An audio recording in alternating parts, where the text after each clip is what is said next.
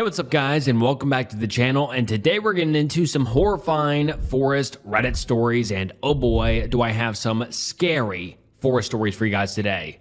These stories range from skinwalkers to creatures to weird people in the woods, and these are just some of the best forest stories I have ever read. And you guys have been asking for some of these more forest and cryptid and skinwalker related videos for a while now. So here you go. I really hope you enjoyed today's stories. They had me on the edge of my seat the entire time, so I'm sure you guys will enjoy them as well. And make sure you like the video and subscribe to the channel. The channel subscriber goal is 1 million subscribers before the end of the year, so please subscribe. And alright, this video will be long enough already, so sit back, relax, grab a drink or grab a snack. And without further ado, let's get into some horrifying forest Reddit stories. I saw a deer with forward-facing eyes. It followed me home. I first saw the deer a week ago. My boyfriend and I went hiking last weekend. It was for our anniversary, and we finally had some time off work to spend some time with one another. My boyfriend, Aaron, was so excited. He'd grown up in the mountains, and so he loved the idea of us heading out to his hometown to hike. It was sweet seeing him this happy. We'd been in a bit of a slump in our relationship because of work. He'd been put on nights and I still worked days, so we rarely saw each other. We had tried our best to see each other at home, but it was hard. This is exactly what we needed. Some quality time together. "You're gonna love this place," he had told me in the car. I promise. God, I wish that was true. It didn't take us long to reach his hometown. Smooth sailing, all things considered. Traffic was light, sun stayed up throughout, and the tunes were on point. It was your standard rural town. It was quiet and reserved, the place adorned with adorable little mom and pop shops and a miniature fountain in the center. We found this cute little cabin on the outskirts of town. It was small, but unbelievably cozy when you put the fire on. One thing that stood out to me was that the place was littered with huge pine trees. Aaron told me how proud he was when he climbed one of them as a kid. I shrugged it off. I mean, it's a tree, but oh my God. I understood how amazing of a feat that was now. These things were massive. They pierced through the clouds like giant shards of green. My neck killed after watching them for so long. I had never seen trees this big before. It was like they kept rising and never stopped. There were tons of snowy mountains too. They encircled the town like a mighty wall, protecting it from outside dangers. It was simply breathtaking, much different than the desert I grew up in. His parents still lived there, so we went to their place for dinner when we finished unpacking. They are a lovely couple. I hadn't eaten that well in a while. His mom made a spicy meatloaf and I ate so much of it. I had to pop my belt afterwards. Aaron couldn't really handle the spice, so it was hilarious seeing him gulp down liters of water in between each tiny morsel. His face was flushed after. So was his dad's. They looked so much like each other. Once dinner was finished, we all sat in their living room, nursing glasses of wine. Aaron drank the rest of his water. We left around 8 p.m. I can remember it because we wanted to head back before it was totally dark. The sun was setting, plunging the streets into shadow. The moon had been up for a while and now it had begun to shine beautifully against the darkening blue of the twilight sky. Street lamps hadn't been switched on yet, so we had to drive slowly and be on the lookout for people or animals. The lights from the shops became pinpricks in the rearview mirror. And eventually we reached the western outskirts of the town. I was lucky that Aaron knew the roads inside and out. I would have crashed as soon as we reversed out of his parents' driveway. We were quiet on the trip back. I think we didn't know what to talk about. "Well, I'm full." Aaron's voice broke the silence. "Yeah, me too." I gave a soft laugh. The car was noiseless again before we both spoke at the same time. "Are you okay?" We matched each other. For the first time in a while, the pair of us laughed together. It was gentle but genuine. It was nice. "Yeah, I'm okay," I giggled. "You?" "Yeah, not bad." Aaron chuckled to himself, hands relaxing on the wheel. The silence wasn't as tense anymore. We knew we were tired. That's all. "The trail's going to look so pretty tomorrow," he chirped, that big smile of his returning to his face. I was going to say something when he immediately stuck his arm out and hit my chest, creating a barrier to hold me back. He stomped his foot on the brake, hard. He had held his arm out across my chest to keep me from plummeting forward into the windshield. It was so abrupt. I fell into his arm and had the air knocked out of my lungs. When the car jolted to a stop, I snapped backwards against the seat, narrowly avoiding banging the back of my head into the headrest. Aaron's arm was still shielding my chest when he fell backwards. Luckily, his head missed the headrest like myself, and he slowly leaned his neck back to put his head against the leather. We sat there, panting after the sudden stop. Aaron was looking forward, eyebrows furrowed and his mouth contorted into an open scowl. "Came out of nowhere," he muttered under his breath. I stared onwards, eyes fixated on the object in the road. It was a deer. She was an average doe, antlerless, and she had pretty white freckles dotted on her back. She wasn't looking at us, though. Her head was facing the road ahead of us. Her ears were completely still, not even a quiver at the sound of the car screeching to a halt. "A deer," I gasped out. Aaron had his lips pressed into a tight, thin line. I noticed his chest wasn't rising, and then came to the realization that he was holding his breath. His eyes were wobbling, tears forming. He hadn't blinked once since he slammed the brakes. In fact, he hadn't moved. "What?" he murmured in a wispy tone. He was breathless. I watched him with wary eyes, awaiting his reaction. I had never seen him this fearful before. It reminded me of a child staring into his closet when he heard a bump in the night. We sat there for another few seconds before I decided to take action and honk the horn. Looking back, I think this was the worst thing I had ever done. I pushed Aaron's arm towards him and I pressed harshly down on the horn. A quick beep echoed into the woods. I waited. The doe didn't move. I furrowed my brow and started to feel a strange discomfort in my skin. It was as if I had done something stupid. Hell, even illegal. This awful feeling ran up my neck. I was scared of a deer, of all things. The woods were pitch black by that point, and this unease made me want to head home as soon as we could. Aaron was obviously shaken. I hated feeling so afraid. So, out of embarrassment and anger, I yelled. I yelled at a deer. I moved back over to my side of the car and put the window down. I leaned out of it and yelled with as much power as my vocal cords could muster. "Move!" Fear definitely put some power behind my voice.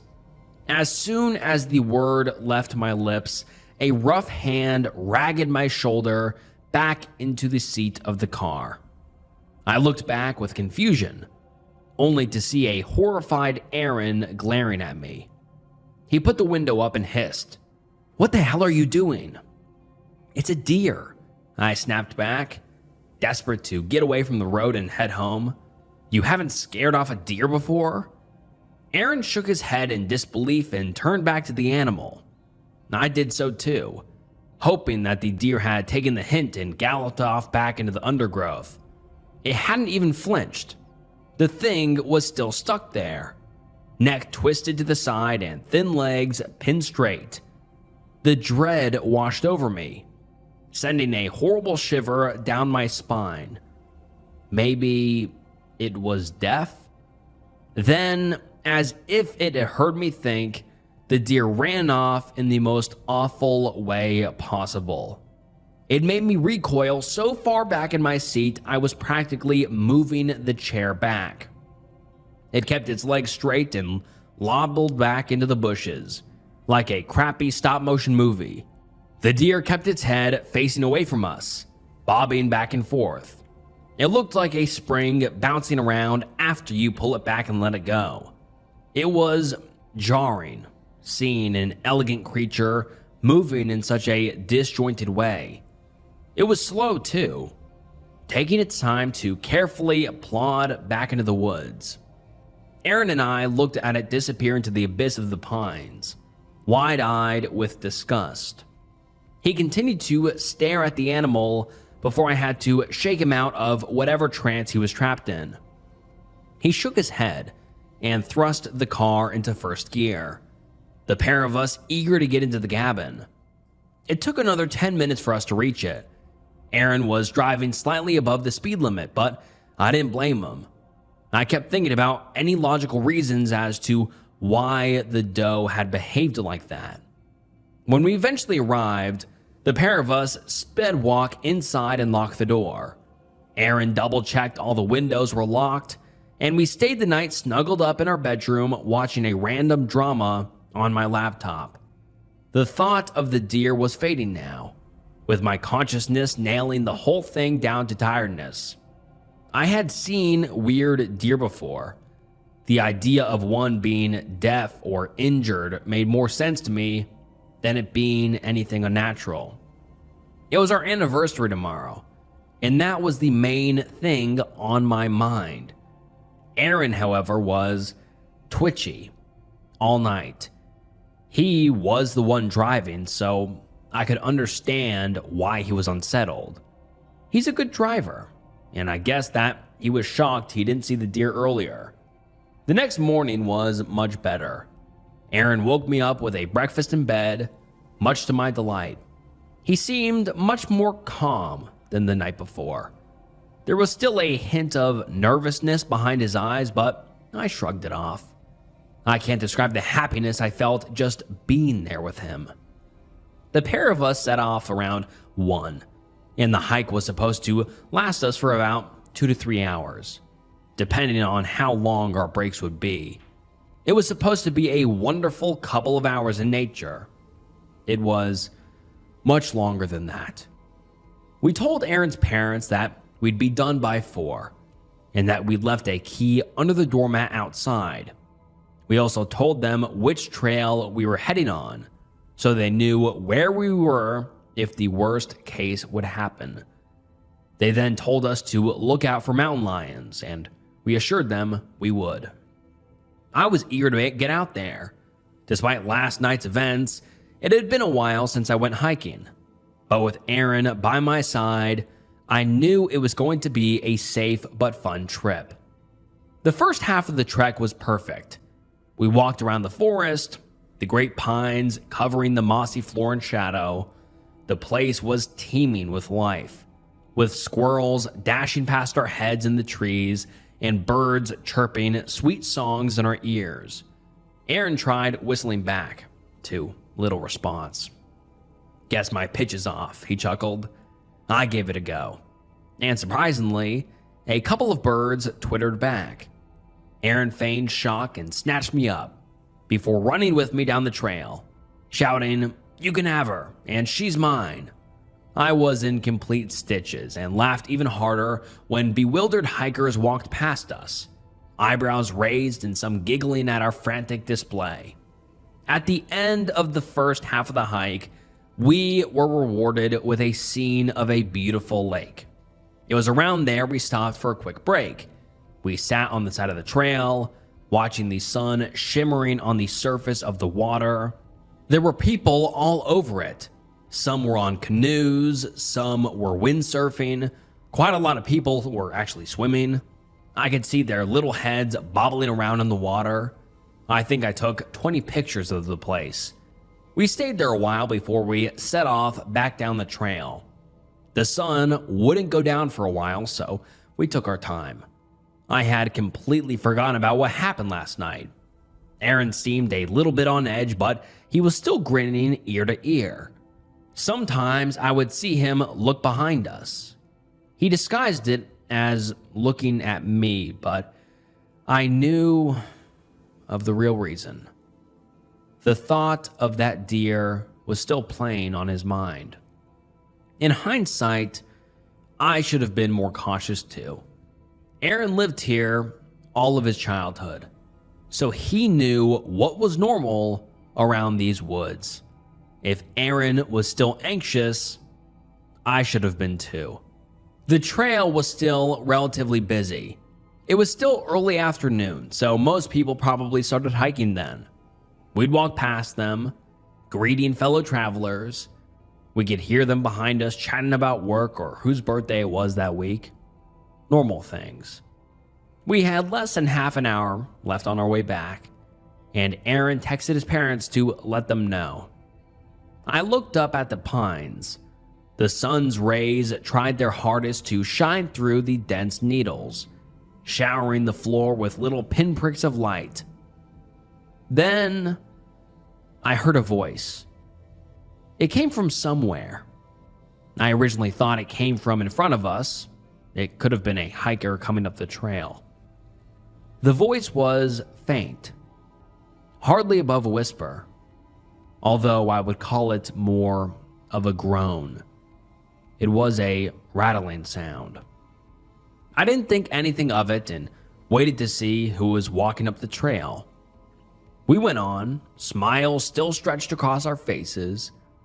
Unfortunately, no one ever walked past. I could see Aaron tense in his shoulders. He stuck his hand out and waggled it, prompting me to take it. I sped up and walked closer to him, holding his hand. He didn't look down at me, but he acknowledged my presence with a squeeze of my hand. I was going to turn and see if it was someone messing with us, but Aaron squeezed my hand again and looked at me with big eyes.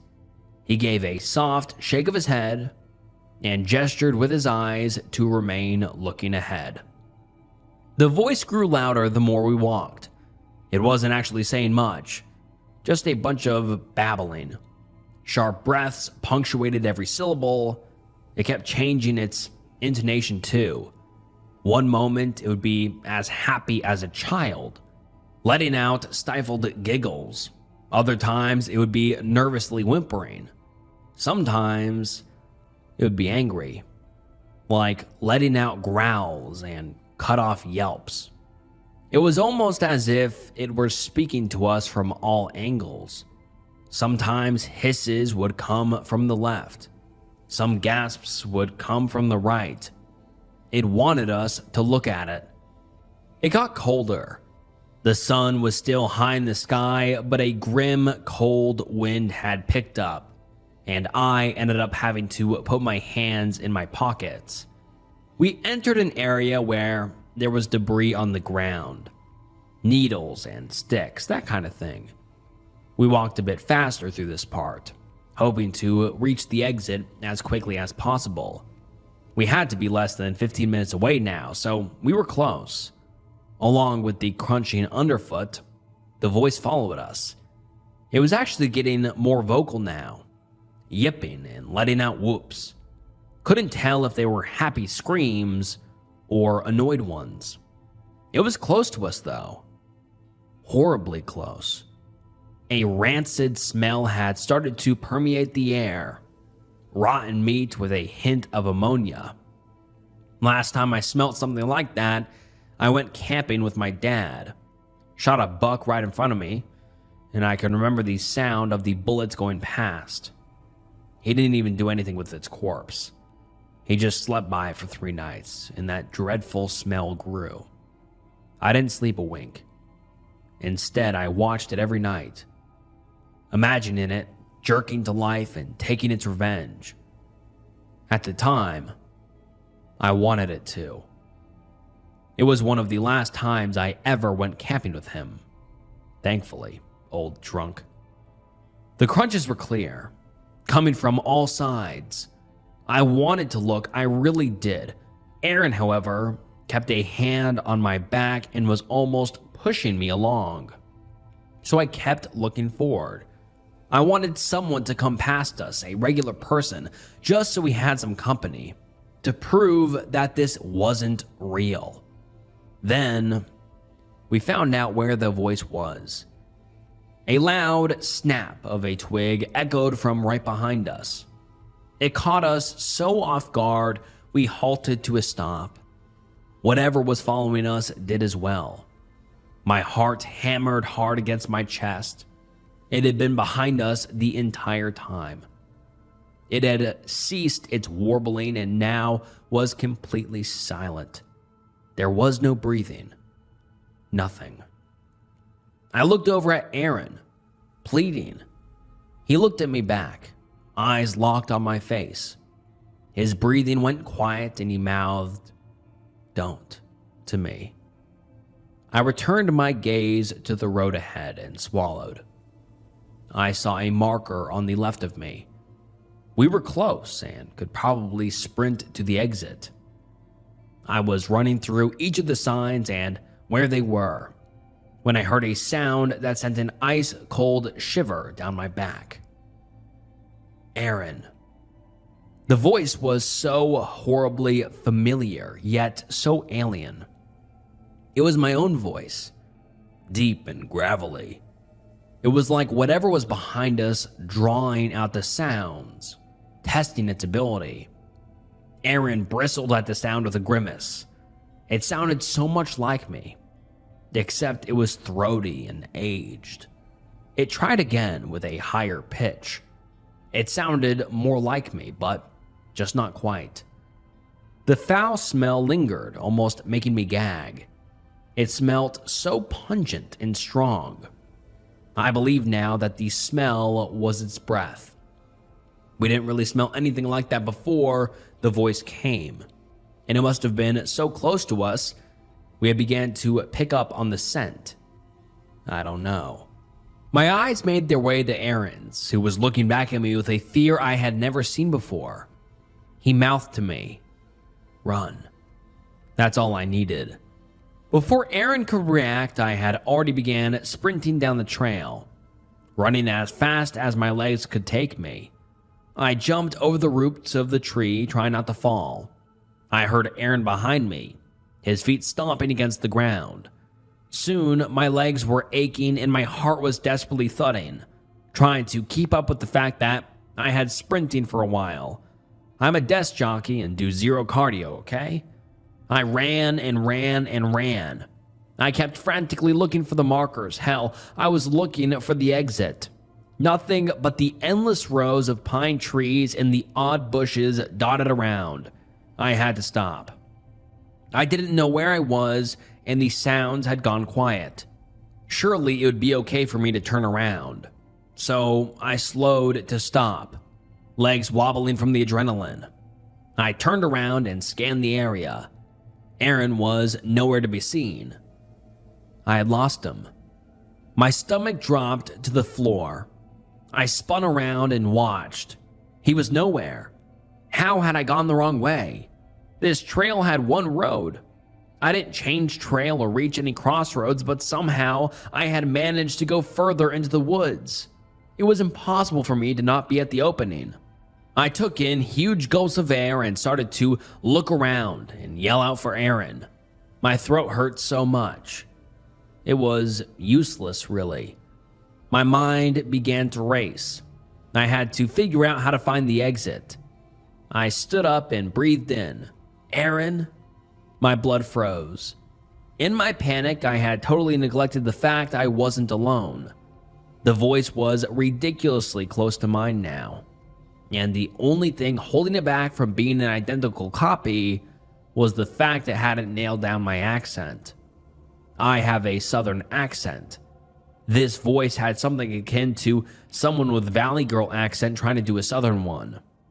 It was a terrible impression, but it genuinely sounded like something I would come out with. Then, the next sound it made caused me to jump so far in the air, my knees cracked when I landed. It made the sound of a car horn honking. It was so ear-piercing and loud, my ears rang afterwards. It was short and punchy, like a little pip you'd do if the person in front hadn't moved when the lights go green. Now, I would have laughed at that. It's a car now, I would have thought. Instead, I thought, it's our car now? The warning beep I had given the deer that night just rang out in the middle of the woods. It did it again, louder this time. I think it was trying to make me scream or something because it kept making me jump when it did that. It kept on hopping from one place to another, searching for me.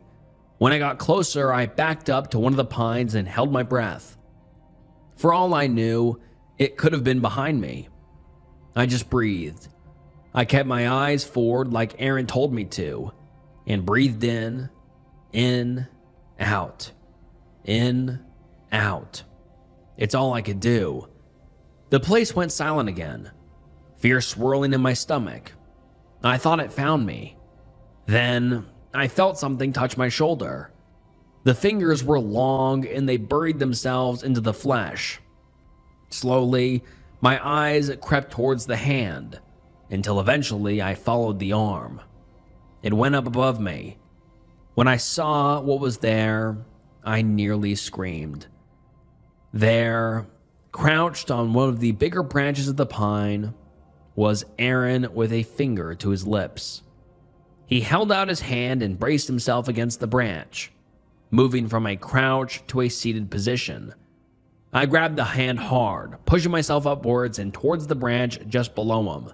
My right hand made it onto the branch, and I reached up with my left hand. Aaron pulled me upwards, careful to not fall himself. Just as I thought I'd made it safely onto the branch box, my left foot slipped and I smashed my knee against the bark. I bit back a yelp and bared my teeth. Oh my God, that hurt. I didn't even want to imagine looking down, so I weakly pulled my leg back up and made my way up the tree. The voice was further away now, the sound of Aaron's voice calling for me. It made us shudder. Eventually, we made it to a branch high enough to be safe and thick enough to hold us. We could see the ground through the gaps of the needles. I took a seat and looked at my knee. Blood made my blue leggings go a vile purple. Scratches in the fabric showed my ripped skin, as deep red trickled from the gashes. It stung like hell. Aaron placed a hand on my lower back and kissed my forehead. I fell into his touch and put my head into his neck. Wet dribbles of tears dripped into my scalp. Aaron was crying. He was always the more emotional one out of us. We established that quite early in our relationship when Aaron had held me, bawling over a nature documentary where a lion took down a gazelle. That was our second date. I can remember how I stared at him with disgust. A few years later, and I still do, but now I hug him back and laugh. Growing up in a poor household teaches you to control your emotions. One wrong look and shit hits the fan. I guess that's what drew me to Aaron in the first place. He did stuff like that, and nothing happened. His parents would chuckle instead of screaming at him. It was the nicest kind of weird I have ever experienced. The voice had rounded back to our tree, and it was back to mimicking me. Move. Once again using what I told it last night to coax us out. It did this for about a minute, and then we saw a flash of a brown blur speed past the tree. The blur waddled backwards, reversing. Then I saw it. This deer wasn't a deer. We established this, but it didn't make the reveal any less horrifying. It didn't look at us, and was looking deep into the forest. Then it heard something and faced our way. Its eyes weren't on the sides of its head. They were at the front, like a predator, like a human. They didn't look human. They were regular deer eyes, which I feel made it worse. Small and beady. The sun was just setting, so the last bits of light reflected off the eyes. Once darkness began to hit, they changed. In the light of the sunset, I squinted and saw how it shook its head around violently. It looked up in an instant and faced away from the tree. Then it turned, and I saw how its eyes were blown out. Visibly, they had grown a lot, and now they were almost black. Better for searching. It spun around again and leapt off into the undergrowth. I heard a roaring sound before I heard a voice I didn't recognize. It was a little boy. "Aaron!" Aaron let out a gasp and slapped his hand over his mouth. Tears were in full flow now, and his hands were shaking. "Over here." Then a giggle, a childlike cough, and the worst sound of the lot, a young boy screaming bloody murder. Aaron clapped his hands over his ears and sucked in wet breaths. I wrapped my arms around him, stroking his flank. I could hear him muttering, "It's not Jake, it's not him," over and over. "Aaron!" It continued to wail. "Mom! Dad!" It was awful. Its voice kept on wavering back and forth between voices. It had seemingly perfected the Jake voice, as Aaron kept on choking on his breath whenever it copied the boy. It had pretty much decided that we were close because it stayed in the same position for the rest of the time we were up there, right next to the tree we were in. The sun had set fully then, so it was hard to see anything. My eyes adjusted, but it was still difficult. It went on and on, draining the pair of us. It got to the point where we were used to the screams and now realized that whatever was making the voices was doing it on a loop like a broken record. My voice, Aaron's, unknown boy, and then Jake. It was so mentally draining. I was fully considering jumping down and getting it over and done with. At least I would be dying or going missing with the one I loved, as dismal as that seems. I really couldn't think of anything else in the moment. It messed with me. As soon as I was going to close my eyes, a loud bang shot through the air. We heard a loud, warbling scream and the thundering sound of feet underneath. A gruff voice yelled our full names and ran around the tree. A couple more pairs of feet followed. This had to be the Rangers. "Up here," I called down to them. The flashlight beams shone around until they brought them up to our tree. Thankfully, it was the Rangers. We clambered down and were greeted with the sight of 3 park rangers and Aaron's dad, their faces ashy. I almost fell to my knees in joy and exhaustion. Aaron just caught me at the last second and choked out a sob. We had been found. Aaron carried me back to the entrance of the woods. The place looked so different in the dark. Aaron's mom was waiting for us with the other officers. She had been in floods of tears too, immediately running towards us. I had never felt so tired in my entire life. One of the officers took us to the hospital. I had splinters all in the gashes, and my muscles were exposed. Seriously gross stuff, but nothing was broken, so I wasn't worried. Everything happened so fast, you know? Aaron was fine, and that's all I cared about. It was our anniversary after all. It may surprise you to find out we headed home the very next day. We were quiet on the way back. I had so many questions to ask, but with one look at Aaron's face, I faced forward and closed my eyes. We were both too tired for talking. Once we got home, Aaron checked the house and collapsed on our bed. I stayed up and numbly watched a crappy comedy. No matter how much I watched, I could still hear the screams. Sometime I dropped off, don't know when, but when I woke up, Aaron was boiling some water, and the smell of coffee wafted its way to the living room. He walked in and handed me a cup, pressing a soft kiss to my temple with a warm smile. We sat in silence, dumbly watching the TV, when he sighed. "I'm sorry I took you there." I cocked my head. "It wasn't your fault." Silence. I knew what was in there. I held the cup of coffee and stared at him. "What?" He sniffled and coughed. "I remember everything." "What?" He turned to me, eyes watery. "Seeing it again." He shook his head. "Everything came back." What did that even mean? I opened my mouth before Aaron spoke again. "They told me his family moved away." His eyes were glassy now, swimming with memories. "Jake's family?" I was gentle, hoping to not set him off crying. He nodded and took a sip of his coffee. "One day he was there, the next he wasn't." "Now you know why?" He nodded again, morosely. We sat there for a while. "We were camping for our birthday." We had the same birthday. Aaron looked up, recounting the events like they happened yesterday. "It was our 12th.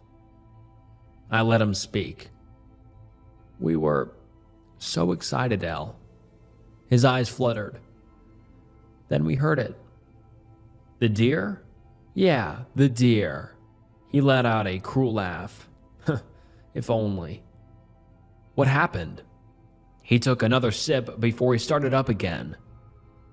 "It called to us in our voices, saying stuff like 'over here' and our names." Aaron placed the cup on the table. "We thought it was funny." "I get that. You guys were kids." "Yeah, well, we found it so funny, we asked you to come out and wish us a happy birthday." "And?" "I have never seen something more horrible in my entire life." He shook slightly, face gradually going pale. "We screamed." "So, it didn't look like a deer, or it did, and we just didn't see its real form?" "We ran away, or I did. It's hard to remember." He wet his lips. "I can remember hearing Jake fall, and I turned to look at him. I reached over and rubbed his arm when he became emotional. He brought a hand up to his lips and stared at a corner of the room. I ran over and tried to pull him up." He gasped, "and it just batted me away like a fly." His eyes were downcast. "There was so much blood." He looked at me to respond, but I didn't and let him speak. "It dragged him away, and I ran so far, ended up climbing a tree and camping there for a while." "How long?" He shrugged. "All I know was that I sat there until the sun went down and the noises stopped. Then I ran home." "You tell your folks?" He nodded sheepishly. "They told the police, they went and checked it out, found blood and blamed it on a cougar." He forced out a laugh. Then it spoke to me." "It spoke to you?" I was leaned forward in my seat now. "Yes, when I was about to drift off to sleep." He lowered his voice to a whisper. "I'll come back to you, then you can join them." I swallowed thickly. Why hadn't it come earlier for him? Was he trying to ripen him up? It just made me feel sick. "Did you see it again?" "No. I stayed out of the woods, and it didn't bother me anymore." The air was thick, hard to breathe. It must have used this hike as a chance to take him. "I could have saved him." "You were a kid, Aaron." So fucking what, he snapped at me. I could have saved him. Could you? He paused and watched me intently. His eyes bounced from one side to the next, seemingly going through every possible outcome. With a furrow of his brow, I guess he realized that he couldn't have done anything. He sat back in his seat on the sofa. His eyes were still cloudy, clearly still thinking. I leaned over and rested my head on his shoulder, holding his arm. Strange what the mind hides from you, huh? I didn't say anything. I mean, what can you say to that? We tried to get on with our lives. I went back to work, so did Aaron. We acted like we had the best anniversary of our lives, because what else could we do? Tell my manager that we had some kind of monster deer chase us down in the middle of the woods and we kept hearing it mimicking us and Aaron's dead childhood friend? See how ridiculous that sounds? So we put on our happy faces. It was harder for Aaron, obviously. He's looking to see a therapist. He's also talking with the police from his hometown over Jake's disappearance. Jake's parents are yet to say anything. Can't imagine what they're going through. He told me he couldn't live with himself if he stayed quiet. I try to look more on the positive side nowadays. I used to be very cynical, and I blame my upbringing for that. When I met Aaron, stuff changed. He was just so enthusiastic about life. Car broke down in the rain. Well, at least we have shelter. Lost your wallet? Well, we can always get a new one. You feel guilty for cutting contact with your parents? You had to do that for your safety. Always, he's been able to turn bad situations on their head and find the silver lining in the cloud, even if it's barely visible. He brought out that optimistic part of me that I hid for so long. He helped me out of that horrible pit and made me see the light in life again. Since that day, I've been seeing less and less of that happy-go-lucky guy. I'm not complaining at all, by the way, please know that. I'd be more disturbed if he just went on with life like nothing happened. But I feel like I've been taking him for granted. I want to help him through this. He helped me, so I'm going to help him too. He assures me I don't need to, but I will anyway. I love him. And if that means I wait on every hand and foot for him, I'll fucking do it. I thought we were in the clear after we left that place. Turns out I was wrong. This happened earlier today, and I'm still shook up writing this. I was at home after work, and I went upstairs to go change. It looked like Aaron had just left before my arrival because he left the bathroom light on. I was about to flip the switch when I saw something. It was a bit hard to see because of the frosted glass, but there was something outside. It was a dark, fragmented blob. I was tempted to open the window to see what it was. I mean, it could have been a piece of clothing that had came into the backyard. Suddenly, a shiver ran down my spine and I writhed in my spot. I halted and watched the blob. It was completely still, which put doubt on my clothing theory. It was quite windy outside, so the clothing would have wafted around or flown off. This thing stayed deathly still. It had 4 little stumps under it like table legs. Maybe they were legs. Cats often came into our yard, with the next door neighbor having 2 of them. It looked bigger than a cat though. I blamed the frosted glass for the distortion, but that theory didn't last long either. The thing began to move. It lifted each of the stumps one by one, which now solidified my belief that this was indeed an animal, and then crouched down. Then, much to my horror, the thing lifted itself up onto two legs, body rising high into the air. It stood straight up, the stumps now longer. What the hell? It didn't wobble or fall, but instead went stiff as a board and raised its fifth stump, which I figured out was its neck. So this thing was either staring away from me or directly at me. It was hard to see, but I think it was looking at me. Then an awful thought came to my mind. It couldn't be that deer. It couldn't. The thing and I were just staring at each other, and I seriously hoped that it couldn't see me. Then I realized something. I had the bathroom light on, and I was standing at the window. It could definitely see me. Thoughts of the screaming and hollering from that night played over and over in my mind. Had it followed us home? My body tensed up and refused to breathe. I had gone very much into prey mode, and I was now trying my best to hide myself, which, let's be honest, isn't going to go down well when you're stood under a spotlight. I don't know how long I stayed there. After a while, the thing gave up, and whilst still on its hind legs, it staggered off into the bush behind the house. I cried.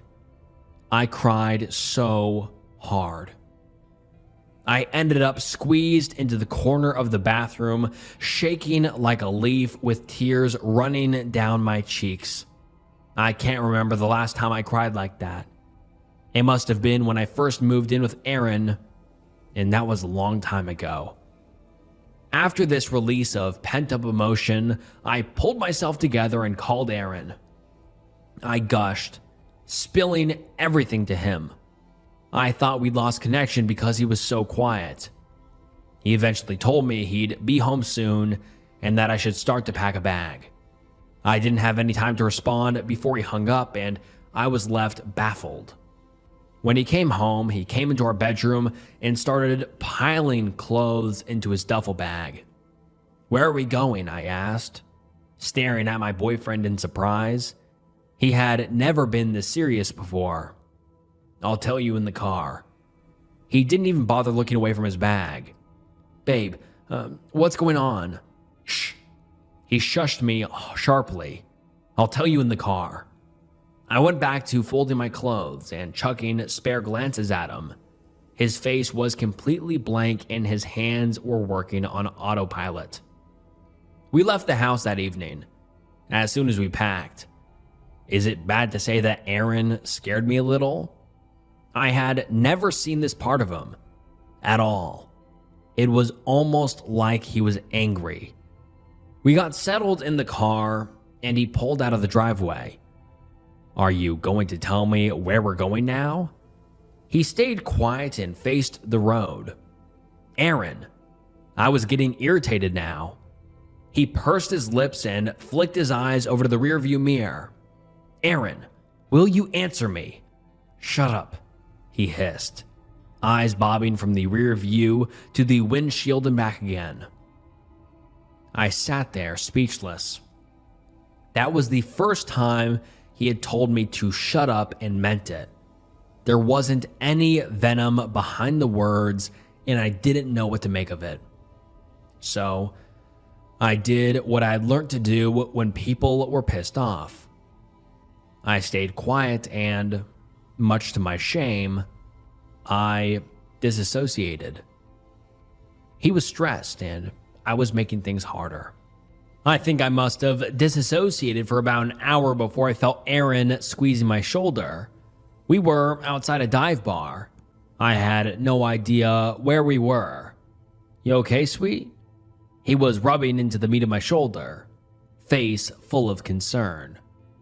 About an hour of time lost. I heard him call my name and I woke up from that familiar trance. Where are we? It was the only thing I was thinking about. Let's, get inside first, yeah? Something in me just snapped. What was this? No, I bit. You tell me right now, Aaron. He threw his head back against the headrest inside. Can we just get inside, Elle? Aaron, please. I stared right at him. I'm scared.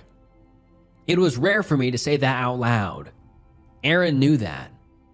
He quickly looked around all the car, peeking in the windows before he turned to me.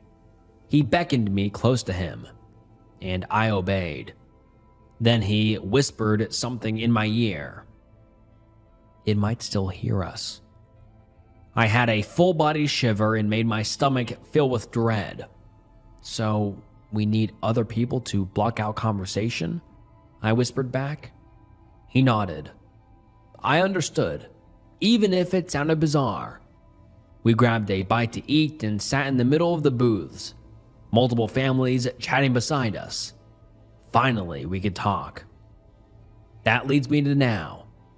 I'm sitting in the car. Aaron's driving. In the span of a week, my life has been turned upside down. Life was good. It was good. I was with the man I loved and away from all the shit in my life. My parents were out of my social circle, and Aaron's family took their place. My life was good. Now we're running back to his hometown. It sounds stupid. However, there are a couple of reasons for this. Number one, home isn't safe anymore. That thing knows where we live. Number two, we could vacate to somewhere far off, but money is not good at the moment, and even then, that thing could follow us. We have no idea where this thing can go. Finally, 3. Aaron told his parents and they believed us, mainly because his dad saw the deer. They know someone who can help us. Hopefully, that makes more sense as to why we've decided to head back. We're going to stay to the highways, no back roads unless we have to. Hopefully, that thing either stays away, or if it follows us, it gets ran over by a truck. It probably wouldn't kill it, but it would slow down. I hope. I'm going to finish this post here. Aaron and I are in the car now, and we're close to the highway. I just hope we get there safely. Wish us luck. And this is the last time we have ever heard from the OP, so hopefully the OP and the OP's husband are alive and safe and away from that monster. I asked my best friend to tell me the scariest thing that had ever happened to him. Written by Sapphire Lion 15. Nate and I were at his parents' cabin in Ontario to celebrate the start of summer. We'd both taken a week off of work and planned a 4-day vacation of nothing but hiking, biking, canoeing, and enjoying a break from our hectic lives in the city. I honestly don't remember much of the vacation itself. It was a lot of fun, sure, but we did so much of the same stuff that it's all sort of a blur. Whenever I think of that trip, the only thing that I can remember is that conversation. Probably because I want so desperately to forget it. We'd finished a simple but tasty dinner of hot dogs and potato chips. We both wanted beers, but we'd blown through what we brought with us. It was raining, with occasional thunderclaps. I thought it was peaceful. We were sitting in front of a roaring fireplace, working through a pot of coffee.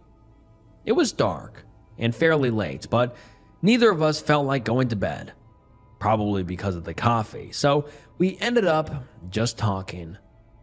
The first few minutes of our conversation were nothing noteworthy, just small talk. Somehow, I really have no idea how, the conversation turned to some of the weird animals we'd seen during the trip.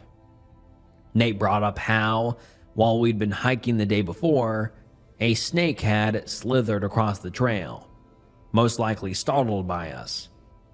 I had let out a very unmanly scream and jumped a foot in the air. I chuckled and explained that I was afraid of snakes because when I was 9, my brother's pet boa constrictor escaped its terrarium, made its way out of his bedroom, and ate my pet hamster. My parents got rid of the boa and made my brother apologize to me. But I'd been afraid of the reptiles ever since. I said, without exaggeration, that walking in on that creature swallowing my still kicking hamster was the scariest thing I ever saw.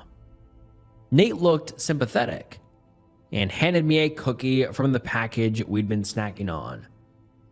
We were silent for a minute, listening to the rain and fire, when I asked the question, "What's the scariest thing that ever happened to you?" Nate seemed to freeze. I wondered for a moment if he hadn't heard me. Then I noticed that his coffee cup was violently shaking. The thankfully lukewarm at that point coffee had spilled all over his hands and onto the blanket in his lap. "Nate?" The sound of my voice brought him back to reality. He sucked in a quick breath and noticed that his hand and blanket were soaked in coffee. He frowned and got up, swearing at the spilled coffee. "I'm sorry, no, I'm sorry. I didn't know you'd, freeze up like that. You don't have to tell me if you don't. No." He was so blunt that it surprised me. He'd gotten rid of the ruined blanket. It was a cheap one anyway. Wiped off his hand and refilled his coffee cup. He came back and sat in his chair facing me. We'd been friends for years, but I'd never seen him look so grave. It's been years since I thought of it. The scariest thing that ever happened to me? As much as I want to, though, I'll never forget it. Do you want to talk about it? No, but I will. I need to. Just remember something for me. I'm not making this up. I couldn't if I tried. This isn't some campfire ghost story that happened to my brother's friend's sister's mailman or anything like this. I'm not making this up, okay? I nodded. Despite his warnings, my interest had tripled. He sighed and took a long sip from his coffee. He turned and faced the fire. He didn't look at me once through the story. I asked questions and he answered every one, but he never turned away from the fire. I was 17 and feeling like I was the king of the world. I just paid for, with my parents' help, a used but nice red pickup truck. One of the prettiest girls in my school was my girlfriend. I had just gotten a letter of acceptance to my dad's alma mater. I thought things couldn't get better. To celebrate, Sabrina, my girlfriend, our friend, AJ, and a lot of our friends threw a party. I don't really remember it, but it's where I first heard about the old Raindrop Inn. The Raindrop Inn? Yeah, it was some old hotel back in the 1920s or 1930s. No one knew the full story, but rumor had it that the town founder had built the hotel for his wife. That it had been her dream to live in a hotel. On the opening night, however, the founder found his wife in their bedroom, fooling around with a bellboy. She screamed when she saw her husband, and apparently she opened the balcony door and committed S-word. The founder never set foot in the hotel again and later sold it to the highest bidder. It was open for another 20 years. During that time, 18 people died in it. Most of them committed S-word via the balcony, just like the founder's wife. A maid who saw one of them jump says that the guest screamed, "Leave me alone," into the bedroom before she committed S-word. When the maid checked, there was no one in the bedroom. What about the other guests? The ones that didn't commit S-word? Only 5 of the dead guests didn't. I don't remember the other 2, but there was a couple that were found tied together in a full bathtub, fully clothed, with a plugged-in TV in there with them. The other was a young boy who just disappeared. His mother told the police that she tucked her son into bed and heard some terrible squealing noise after she shut the door. She described it as a sort of squeal of delight, and it wasn't from her son. She ran back in, and he was gone. No body, no blood, nothing. Apparently, that was the last straw. The owner was sick of bad publicity and closed the place down. I learned all of this the night of that party. I didn't believe it and told the guys that they told a nice ghost story. They got defensive and told me to go see it for myself if I didn't believe them. Then they told me where to find it. Everyone knew that it was just inside the forest behind the high school. I laughed it off and we continued to party. But I kept that story in my mind. The next night, Sabrina was over at my house. We were trying to watch a movie, but my little brother Pete wouldn't leave us alone. He kept saying that it was his turn for the TV, that he was going to tell Mom if we didn't hand over the remote. Do you have a little brother? I nodded. Then you probably know how I felt. I finally threw the remote down on the couch and went onto the porch with Sabrina. We were talking. She was suggesting we go to her house to watch the movie. I forget what exactly we were talking about. Anyway, my mom walks out of the house and tells me that she needs to run out for a few hours. She was a vet, and some asshole, her words not mine, had run over a dog. She told me I was in charge and asked Sabrina if she wanted a ride home. She said no, that we were going to finish our movie.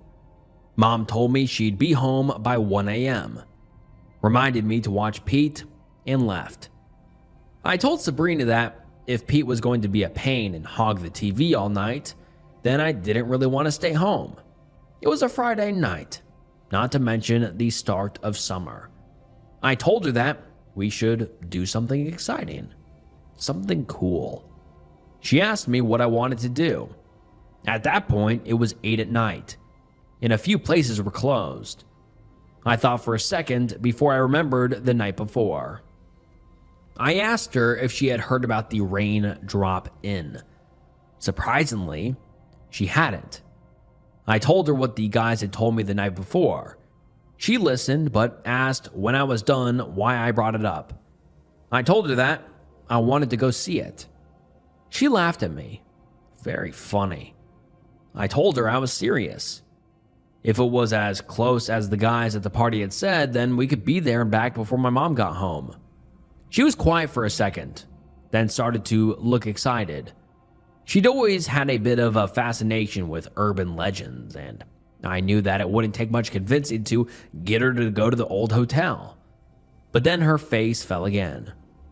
You have to watch your brother. Remember? There's no way that he wouldn't tell your mom. I cursed under my breath. She was right. If Pete knew what we were doing, he'd want to come. The kid had read every Goosebumps book twice and loved scary stuff. If he came, he'd ruin the fun. And if we left, he'd tell Mom. Then I had an idea. When I was a kid, my dad got Pete and I into collecting these little Hot Wheels cars. I kept up my collection even in my teens and had about 300 by that night. Pete had less than half of that, and he was seriously jealous of my collection. I'd even caught him in my room once or twice trying to steal the more impressive models. I told Sabrina that I knew what to do and went inside. Pete had turned the TV to one of those kids' channels and got mad when I paused it. But he heard me out. I told him that I would give him 50 of the cars from my collection. His choice, if he didn't tell Mom about Sabrina and I going out for a while. He agreed but asked where we were going. Just some place some friends at school told me about. He seemed suspicious but nodded. He then turned back to the TV and pulled his favorite red baseball cap down to his eyebrows, signaling that the conversation was over. I went up to my room to grab a flashlight and a jacket. When I came downstairs, the TV was off and Pete was gone. I assumed that he'd gone to his room and went back to the porch. Sabrina was annoyed that I'd taken so long, but then smiled and said she wanted to go. I turned towards my truck and was halfway to the driveway when Sabrina told me to turn around. I had left the front door open. I pulled my key from my pocket, shut the door, and locked it. But I was confused. I was sure I'd locked the door on my way out the first time. Hadn't I? I shook it off and went to the car with Sabrina. It was barely 5 minutes from our house to the high school, but we wasted 10 driving around, looking for the old, unkempt road that allegedly led to the raindrop. Finally, I parked my truck and we both got out. I turned on the flashlight and we walked out. Finally, Sabrina spotted it. You wouldn't notice it from a distance, as a lot of grass had grown between the cracks, but there was a lot of really broken asphalt that made a trail leading into the woods. We looked at each other and grinned. We were about to start when I heard a sound like a car door slamming. We both turned to my truck, but there was nothing there. I remembered then that I hadn't locked it, and pressed the button on my key fob. Sabrina, more eager now than ever, grabbed my upper arm and pulled me down the path. We walked for maybe 20 minutes before we found it. We both sort of froze when it came into view. I don't think either of us had completely believed that it was real, but there it was. It looked like it had once been nice. It was 3 stories tall. It must have been really well built if it was still standing after 70 years, 50 of them with no maintenance. Still, the age showed. The building was being strangled by kudzu, with every window being broken or having no glass at all. The original color of the walls was impossible to guess, as the wind, rain, and time had turned them an earthy brown. The roof was missing multiple tiles. There were massive cracks in the walls, and the front porch was sagging. To top it all off, we clearly hadn't been the first people to visit the place. Graffiti, written in neon orange spray paint, had been sprayed on several blank spots on the walls. Keep out, run, stay away, danger. Stuff like that was written whenever the artist could find space. We should have gone home right then and there. I was scared out of my mind, and judging by how tightly she was holding my hand, Sabrina was too. But we still wanted to go in. Maybe I was being stupid that night. Maybe I wanted to look tough in front of my girlfriend. I don't know, but we went in. The hotel was even creepier inside. At first glance, I thought it looked more like an old barn than an old hotel. Then, as my eyes adjusted to the dark, I saw that, yes, it had been a hotel. There was the front desk, covered in mouse turds. There was the lobby bell, so rusty that it would never ring again. The half-eaten couch, lopsided love seat, and upside-down chair had been the sitting area in the lobby. There was even a luggage cart buried under so many dusty cobwebs that it looked like a sheer white curtain had been draped over it. From holes in the ceiling, moonlight illuminated the room. "Well, this is inviting," Sabrina whispered. "You scared?" I whispered back, hoping she would say yes so that we could leave. "No," she responded, still whispering. I knew she was lying. You don't bury your fingernails into someone's shoulder if you're relaxed. "Are you scared?" "No," I lied. "Why are we whispering?" "I don't know," she said, speaking normally. "Do you want to try and go upstairs?" I did not. What I wanted was to get out of there. make a beeline for the truck, go home, and wrestle the TV remote from Pete, but I didn't want my girlfriend to think I was a wimp, so I tried to look brave and nodded. The stairs were in surprisingly good shape, considering the state of the rest of the hotel. We had to dodge cobwebs, which hung from the ceiling of the stairwell like party streamers, but we didn't have trouble getting to the next floor. That's when things got really creepy. The first thing we saw when we got to the hotel's second floor was a lump in the middle of the floor. Sabrina glanced at me, and I walked over to the lump. I only took one look before jumping back in disgust. The lump was a rabbit, or it had been. It was dead, and I didn't have to be a doctor to see what had killed it. There was a hole in its chest the size of my fist. From the 2-second glance I took, I could see that the rabbit's organs were all gone. There wasn't even blood. The rabbit was nothing more than literal skin and bones. I did not tell Sabrina this. I just said that the rabbit had been killed by something and that we should probably go. She was clearly freaked out by the rabbit, even if she didn't know how bad it was mutilated. We might have left right then if we hadn't heard something. Footsteps. We both froze and slowly turned to look at the door to the stairwell. Someone was coming up the stairs. I threw open the first door I saw. The lock was so old that it fell off when I opened the door. I sort of hugged Sabrina to me and pulled her into the room. I closed the door as quietly as I could, hoping that whatever was coming up the stairs hadn't heard us in the hall. We both heard the door to the stairwell open. We looked at each other and both put our fingers over our lips.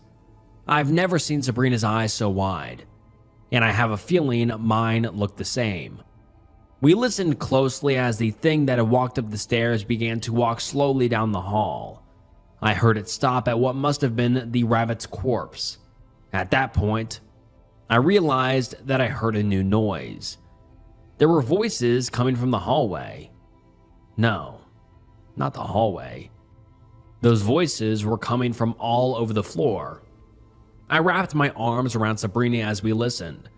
From somewhere there came an inhuman squeal of delight, followed by the scream of a small child. From a bathroom somewhere up the hall, there was begging and screaming, followed by a violent splash and the unmistakable sound of electricity. A woman screamed, "Leave me alone," followed by a window shattering and a distant, heavy thud. My already hammering heart rate accelerated when I realized what I was listening to. I remembered the story from the party, how a child had disappeared, a couple had been electrocuted, a woman had committed S-word. We'd just listened to those people die. Those sounds finally stopped, followed by what sounded like a sharp draw of breath from the hallway. I noticed then that the room was cold, eerily cold, especially for a night in late May, and it was quickly getting colder, like the source of the chill was moving up the hall. There was a sudden scream. I was so rattled that I screamed. So did Sabrina. At that moment, instincts took over. I forgot about looking cool and just wanted out of there. I grabbed Sabrina's hand and charged through the door like a fullback. It was so old that I actually knocked it off its hinges as I ran. I caught a glimpse of some shapeless white thing. I didn't look any longer than that, and charged for the door to the stairwell. Considering how fast I was running, I'm amazed that neither of us hurt ourselves as he rocketed downstairs. Despite my panic, I noticed something in the lobby I hadn't before. There was a pile in the corner. A pile of limp, furry bodies. They all had holes in them. At that point, I didn't want to see anymore. Still holding Sabrina's hand, I sprinted across the lobby, flew out the front door, and tripped on the porch. We both landed face down on the forced floor. I didn't know or care if I was hurt. I immediately got up, clawing at the dirt to get friction. Sabrina was a few steps ahead of me, calling at me to keep running, to not look back. Screams were pouring from the hotel windows, screams of pain and terror. That was all the incentive I needed to pick up my pace.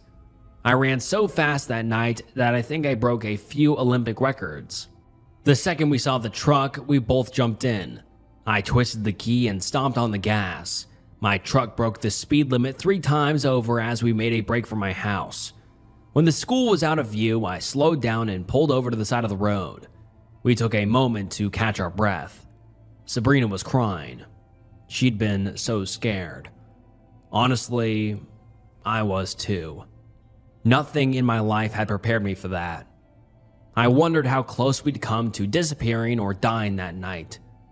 We stayed in my truck for a while, trying to get a hold of ourselves and processing what had happened. Finally, we both felt stable enough to go back to my house. At that point, it was midnight, and my mom would be home in an hour.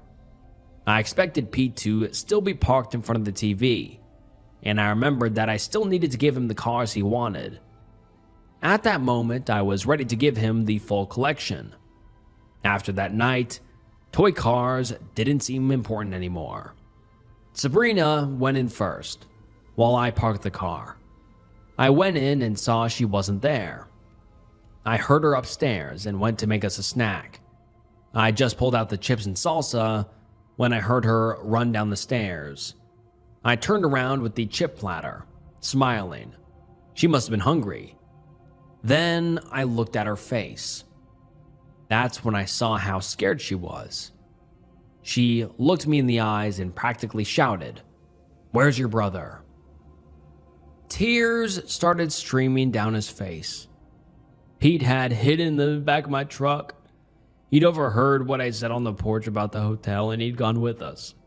He opened the front door, he slammed my truck door. He was making the footsteps we heard on the stairs and he was the one who screamed. I left him there. For a few minutes, he was silent. I sat back, stunned. I didn't know what to say. Finally, he spoke again. A week later, I went back to that hotel. I don't know why, closure maybe. As I drove up, I saw it on the porch. I didn't want to see it. I didn't want it to be there, but it was. Pete's red baseball cap. He took a deep breath and finally looked at me again. And that is the scariest thing that ever happened to me. We didn't speak for the rest of the night. The fire was still blazing, and the rain was still hammering down. But it wasn't peaceful anymore.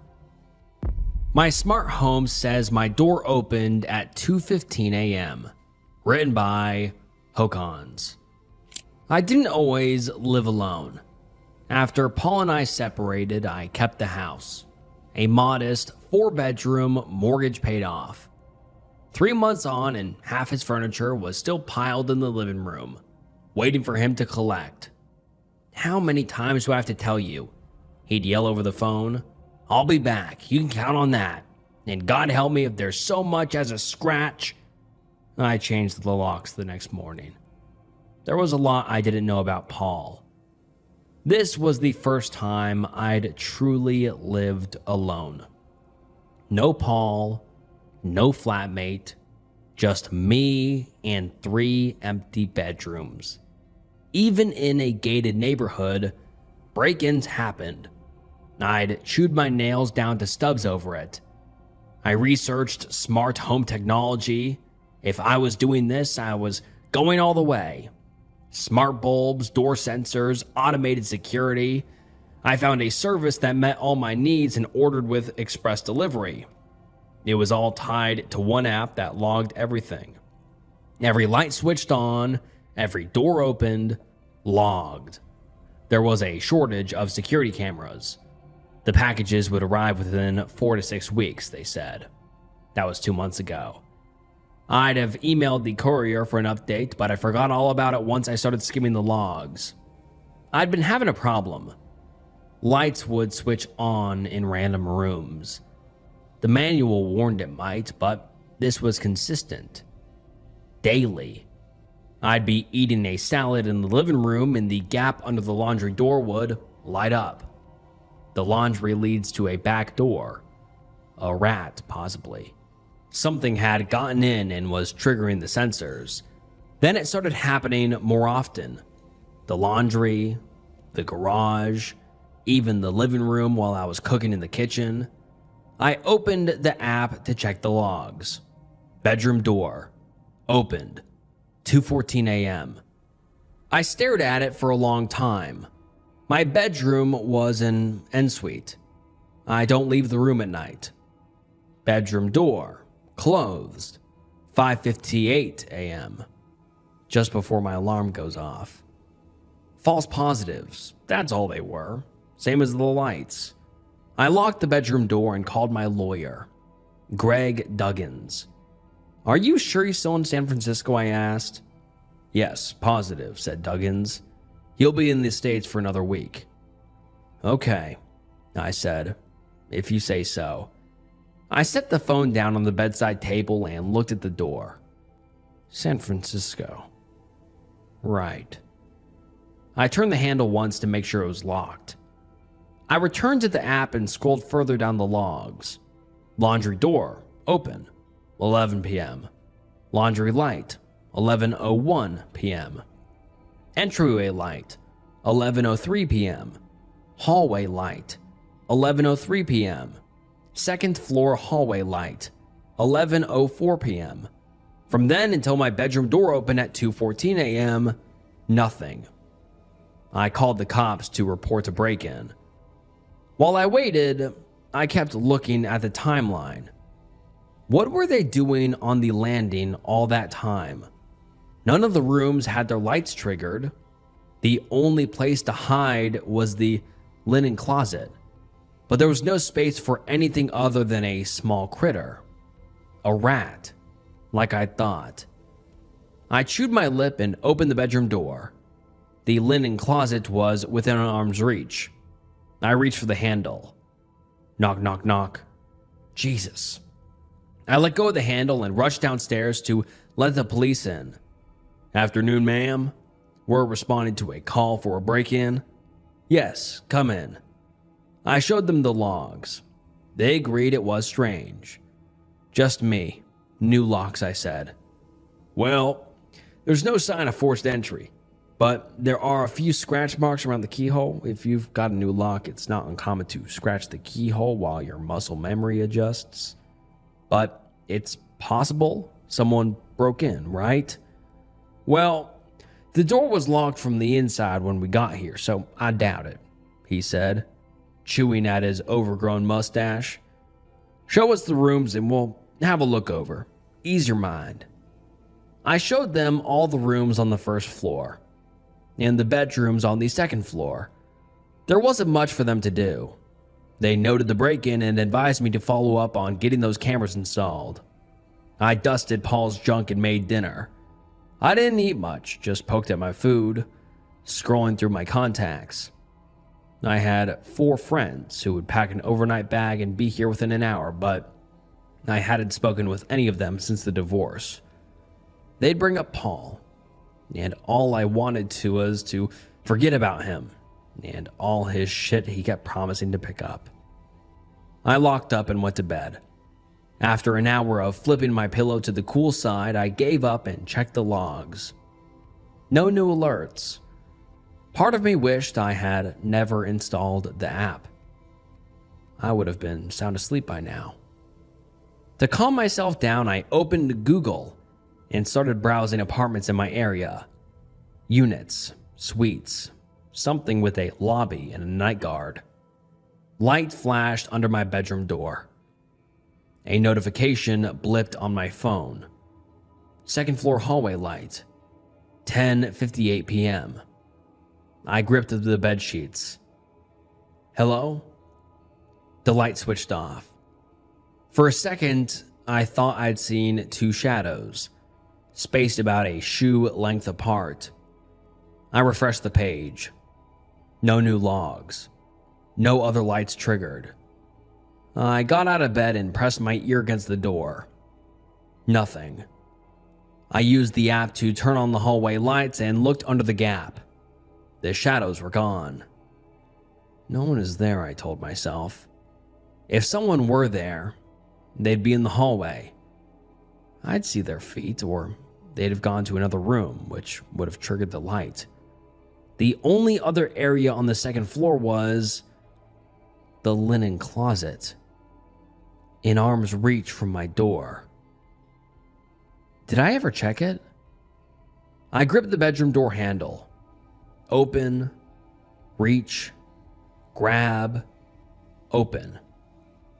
I cracked open the bedroom door. Bzzzt. Fuck. I slammed it shut. Bedroom door opened 11:05 p.m. Idiot. I opened the bedroom door and peered through the crack. Floorboards, wall, no shadows. I opened it further, looking at the linen closet. Grab open, that's all. Then I can go to bed. I gripped the handle. I've got a gun, and I will shoot. I lied. No answer. I'd been hoping there would be one, then I wouldn't have to open the door. All right, it's your funeral. I ripped open the closet door. Sheets, blankets, a vacuum cleaner, a gap next to the vacuum that hadn't been there before. I looked closer. Something wet pooled in the corner. I sniffed the air. Ammonia. Urine. Light beamed up the staircase. Hallway light, 11:07 p.m. A shadow moved down it. Quick steps echoed off the walls. Entryway light, 11:07 p.m. Laundry light, 11:08 p.m. Laundry door open, 11:08 p.m. My heart was in my throat. I moved toward the noise, as if I'd convinced myself I really did have a gun. I stopped at the landing. Hey, I saw you. I went down. All the lights were still on. Paul's furniture cast long shadows across the living room.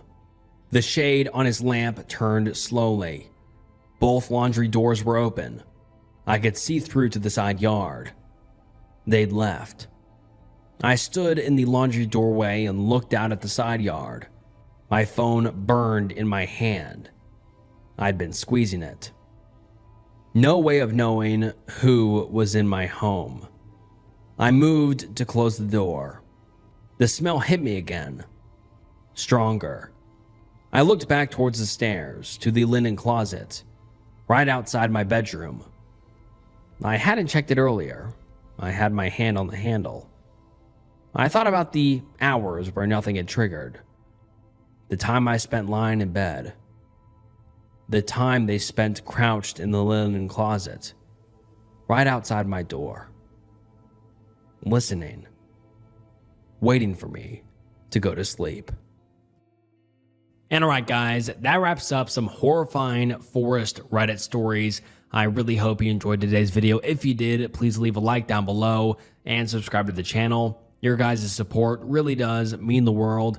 And yeah, what did you think about today's stories? I loved all of these stories so much. I love the forest stories, the skinwalker stories, and just this type of vibe. You know what I mean? And if you'd like to see more videos like this in the future, please comment down below. And if you enjoyed this video, I'm sure you will enjoy some other videos on the channel. So go check out some other videos on the channel. And yeah, make sure you also follow my Instagram and follow my Spotify. That also helps a ton. And all right, thank you guys so much for watching. And this was Snook, and I'll see you next time. Bye.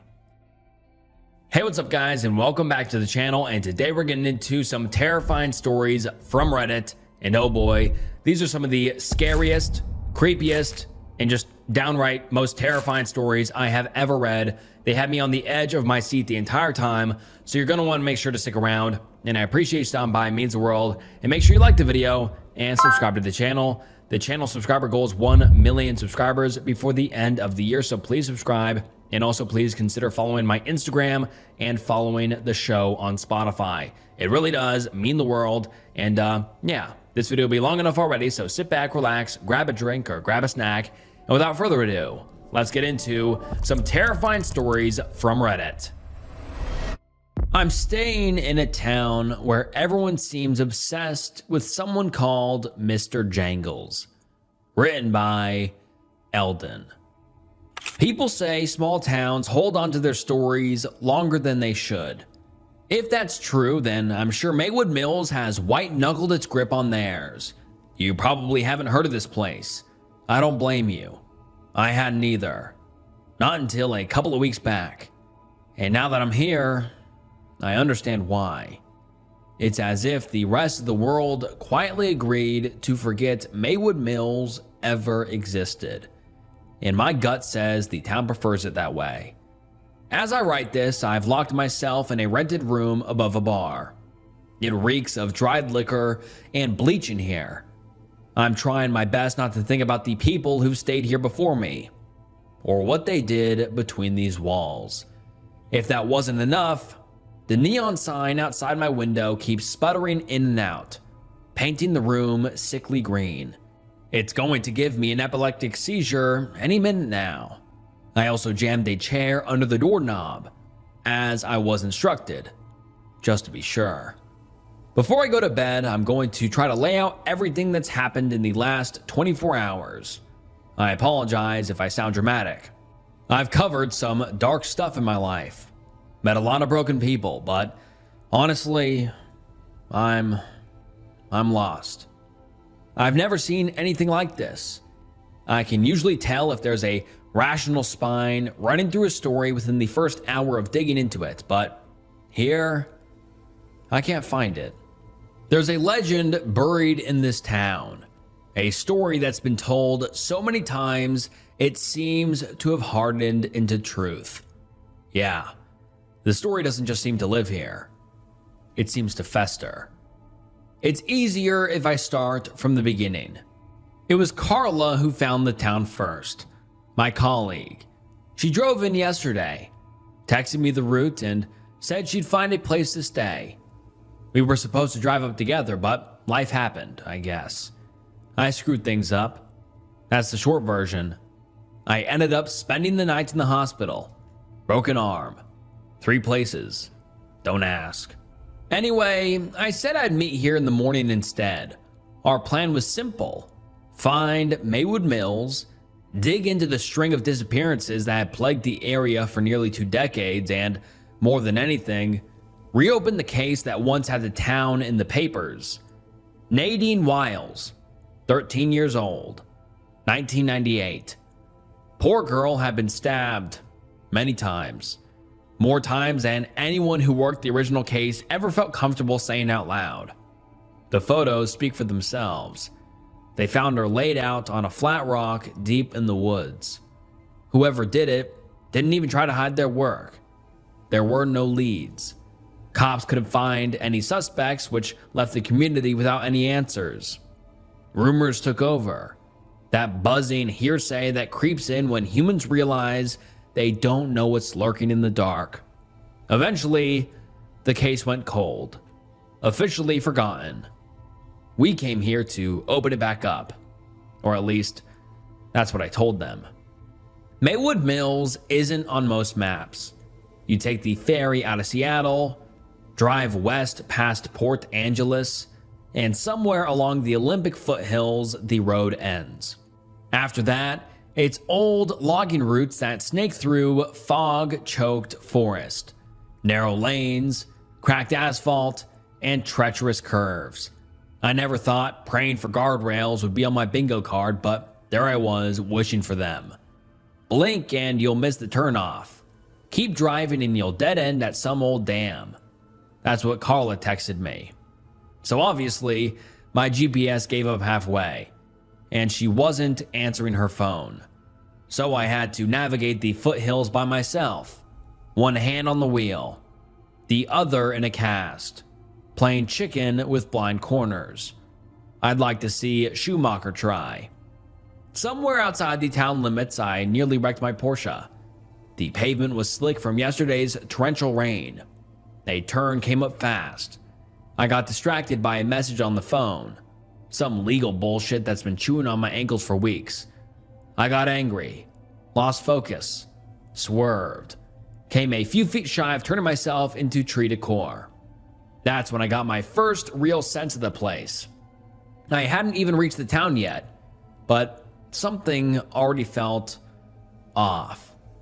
I staggered out of the car and threw up on the shoulder. Then everything went quiet. Not peaceful quiet, more like an eerie silence. The kind of silence I imagine falls in a jungle when a predator stalks its prey. The trees, insects, birds, even the nearby river. It was like the entire forest held its breath. Then, somewhere in the distance, the dam released a sheet of water with a treacherous roar. I nearly leaped out of my skin.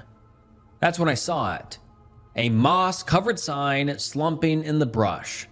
Welcome to Maywood Mills. I looked through the case files scattered across the passenger seat. I had an old photograph of the same sign from 30 years ago. Back then, the paint was fresh, the letters straight. Someone cared back then, but I guess they had every right to stop. I've always had a strange pull towards towns like this. I couldn't tell you exactly why. Maybe it's because I grew up in the noise, traffic, sirens, shrieking subway brakes. I'm a city rat by design, but places like this, they hum with a certain promise. You could disappear here. You could be a nobody. No headlines, no pressure, no past dogging your heels. There was peace to be found. However, the charm wears thin the longer you look, because underneath the quiet, there's this weight. Like the atmosphere itself wants you to shrink, to stay small, to forget there's a world beyond the woods. Nobody says it out loud, but you can feel the rules immediately. Dreaming is illegal here. Curiosity is an offense. They don't like people leaving, and they like people arriving even less. That's what kills the dream for me. Not the isolation, not the decay, the people. As I drove in, nobody waved, nobody smiled. They just watched me roll past, faces blank and weathered, carved like worn gravestones. The only thing alive was their eyes, full of resentment and something else. Something heavy I couldn't place at first.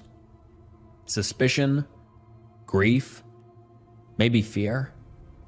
Or maybe it was just the big yellow letters FBI on my jacket that spooked them. Maywood Mills itself didn't offer much to look at. A couple dozen houses, most of them sagging or boarded up, a handful of stubborn businesses clinging to life. There was a school and a church that had seen better days, and of course, a bar. As if the depressing atmosphere wasn't poisonous enough. However, there was one thing that really caught my attention: the graffiti. Spray painted across abandoned storefronts, rusting garage doors, and brick walls was the same image over and over. A face, a crude drawing of a tall skeletal figure in a long coat and top hat. His eyes were black, empty hollows. On some of the portraits, he was almost a skull. Then he had this wide, childish grin that stretched ear to ear. It really got under my skin for some reason. Most of the time, he was drawn holding a ring of keys. Not a few keys like the ones you and I own. No, it was a massive, jangling hoop of them. If you remember the keymaker from The Matrix, you'll know exactly what I mean. I parked outside the bar. The whole building looked like it was one good gust away from collapsing. I doubted they'd cleaned the taps since the Reagan administration, but hey, beer is beer, and I'm not picky. Plus, I noticed they rented out rooms upstairs. If Carla was anywhere in this town, odds were she'd be here. The very moment I stepped inside, the ongoing conversations died mid-sentence. It looked exactly the way I imagined it.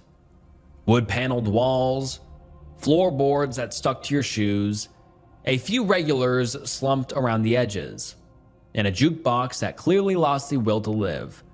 The floor creaked as I approached the bar. I flashed my badge, ordered a beer, and slid a photo across the counter. Carla's face stared up between the bartender and me. "She came in yesterday," I said. "Have you seen her?" The bartender, her name was Lucy, took her time with the photo. Meanwhile, I studied her. She was way too pretty to be marooned in a town like this. Finally, she shook her head. "Can't say I have." Then, after a beat, "Sorry, but no outsiders have come through here in weeks, maybe months." Her eyes came up to meet mine. "What brings the FBI to Maywood Mills?" "We're reopening an old case," I told her. Nadine Wiles. That name hit the room like a bell tone. Conversations that I just started picking up fell silent again. I could hear the drunks in the corner shift in their seats. Glasses paused halfway to meet their mouths. I felt their eyes burn in the back of my neck. One of them even stood up like he meant to leave, then thought better of it. Lucy didn't react much, but something shifted behind her eyes. Sadness, I think. She was hard to read.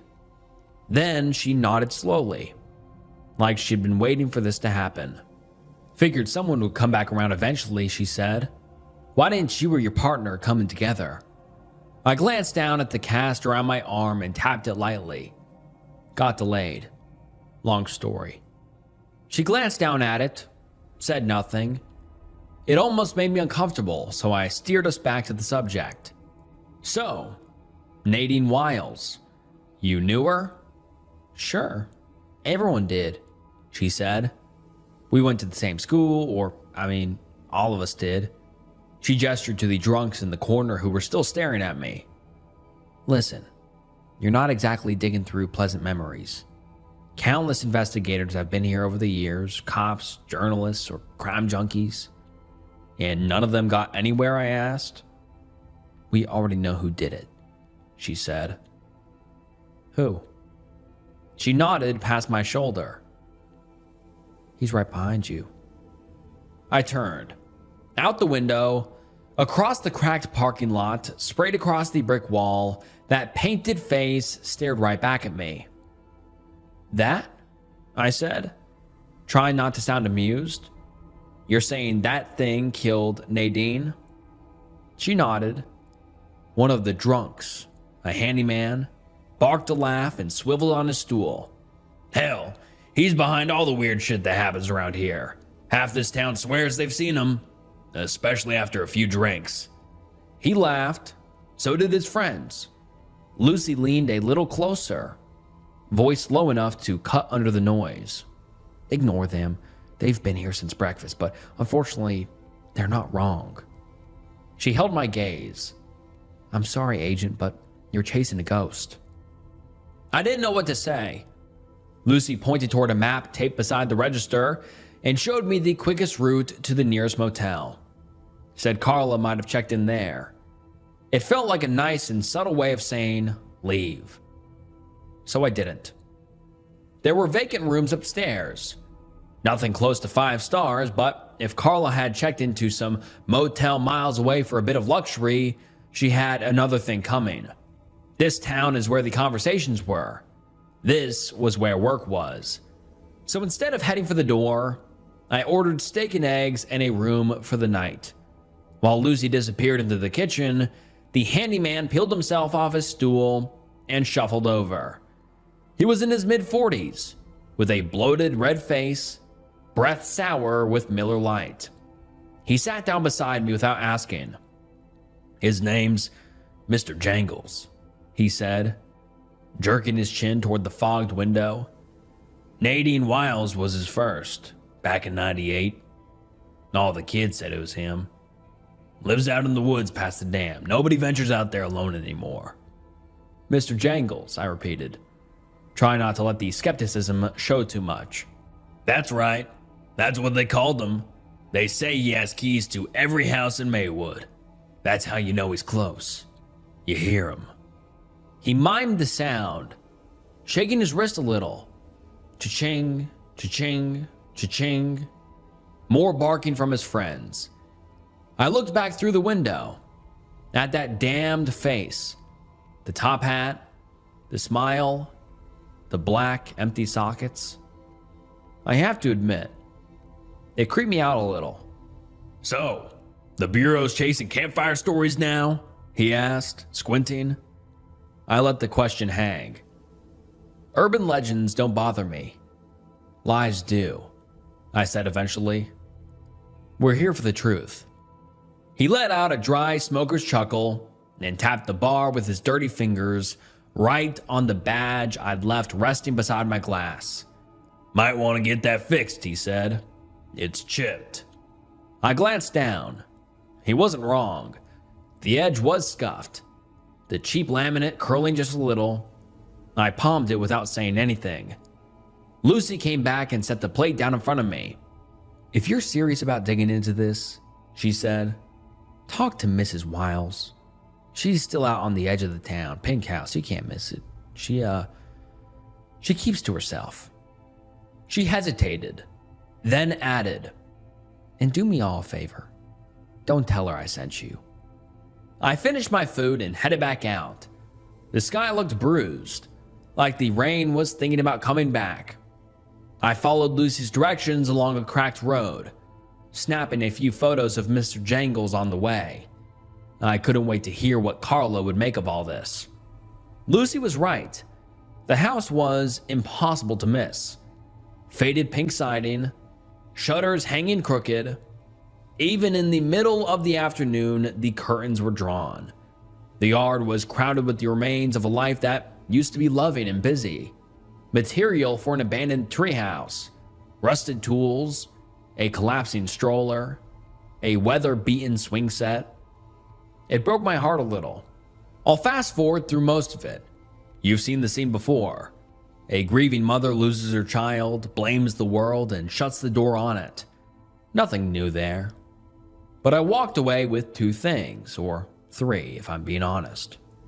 First, she gave me a USB drive. Said it contained everything they managed to pull from Nadine's old computer. According to her, Nadine recorded a message that day before she died. Second, Mrs. Wiles didn't talk about Mr. Jangles the way the guys at the bar did. No jokes, no eye rolling. No. She spoke of him like any other suspect I've come across. And then there was the last thing. While she went to her bedroom to look for the USB, my eyes wandered around Nadine's room. I found her old diary from the summer she died tucked in the back of a shelf. I shouldn't have taken it, but I did.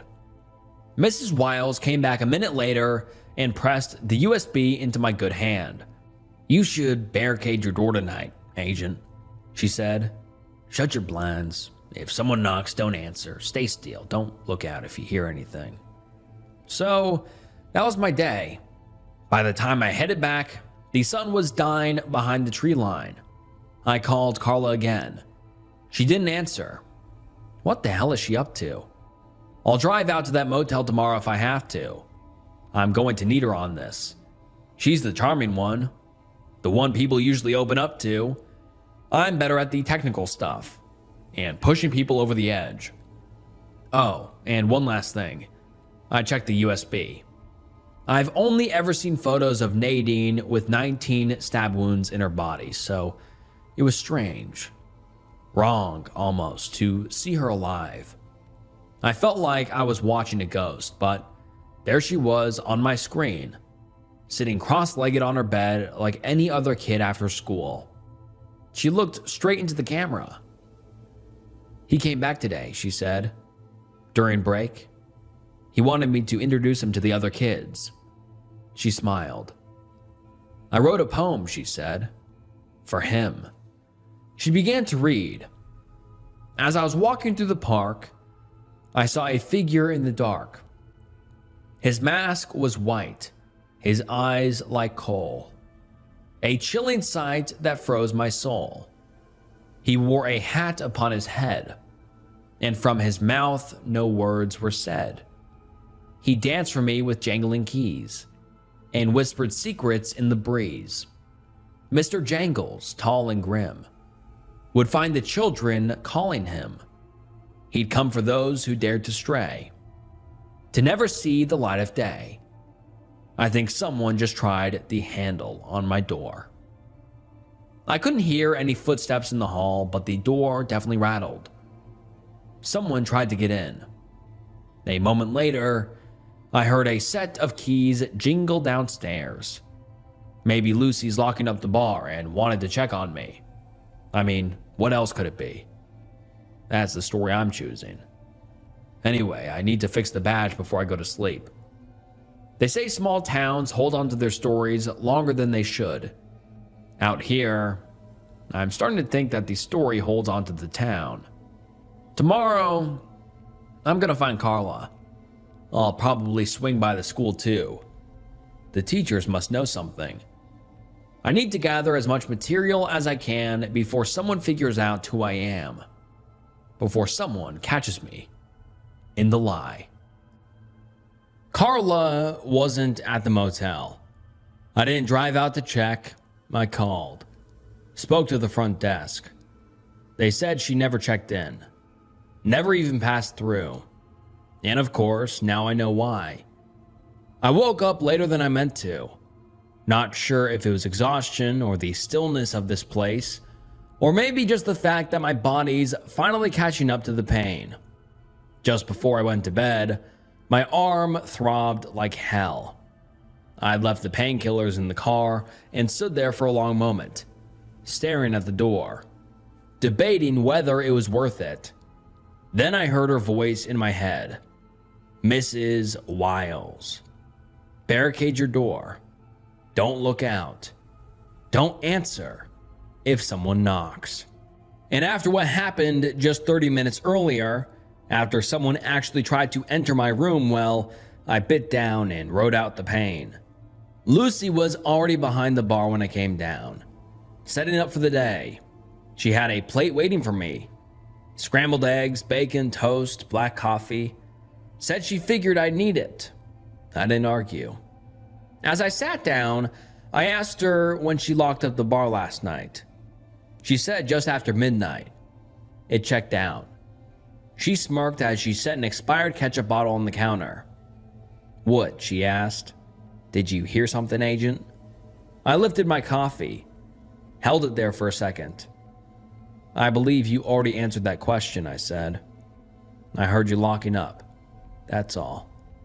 She raised an eyebrow, leaned on the bar. He checks in from time to time, you know. New faces tend to wake him from his sleep. That's so. What usually draws him out? Mischief? Parking violations? Lying, she said, smile fading. He doesn't like lies. I froze, the fork with egg and bacon halfway to my lips. She looked at me for a second too long, like she was trying to see something beneath my skin. You're actually serious about him? I countered and bit down.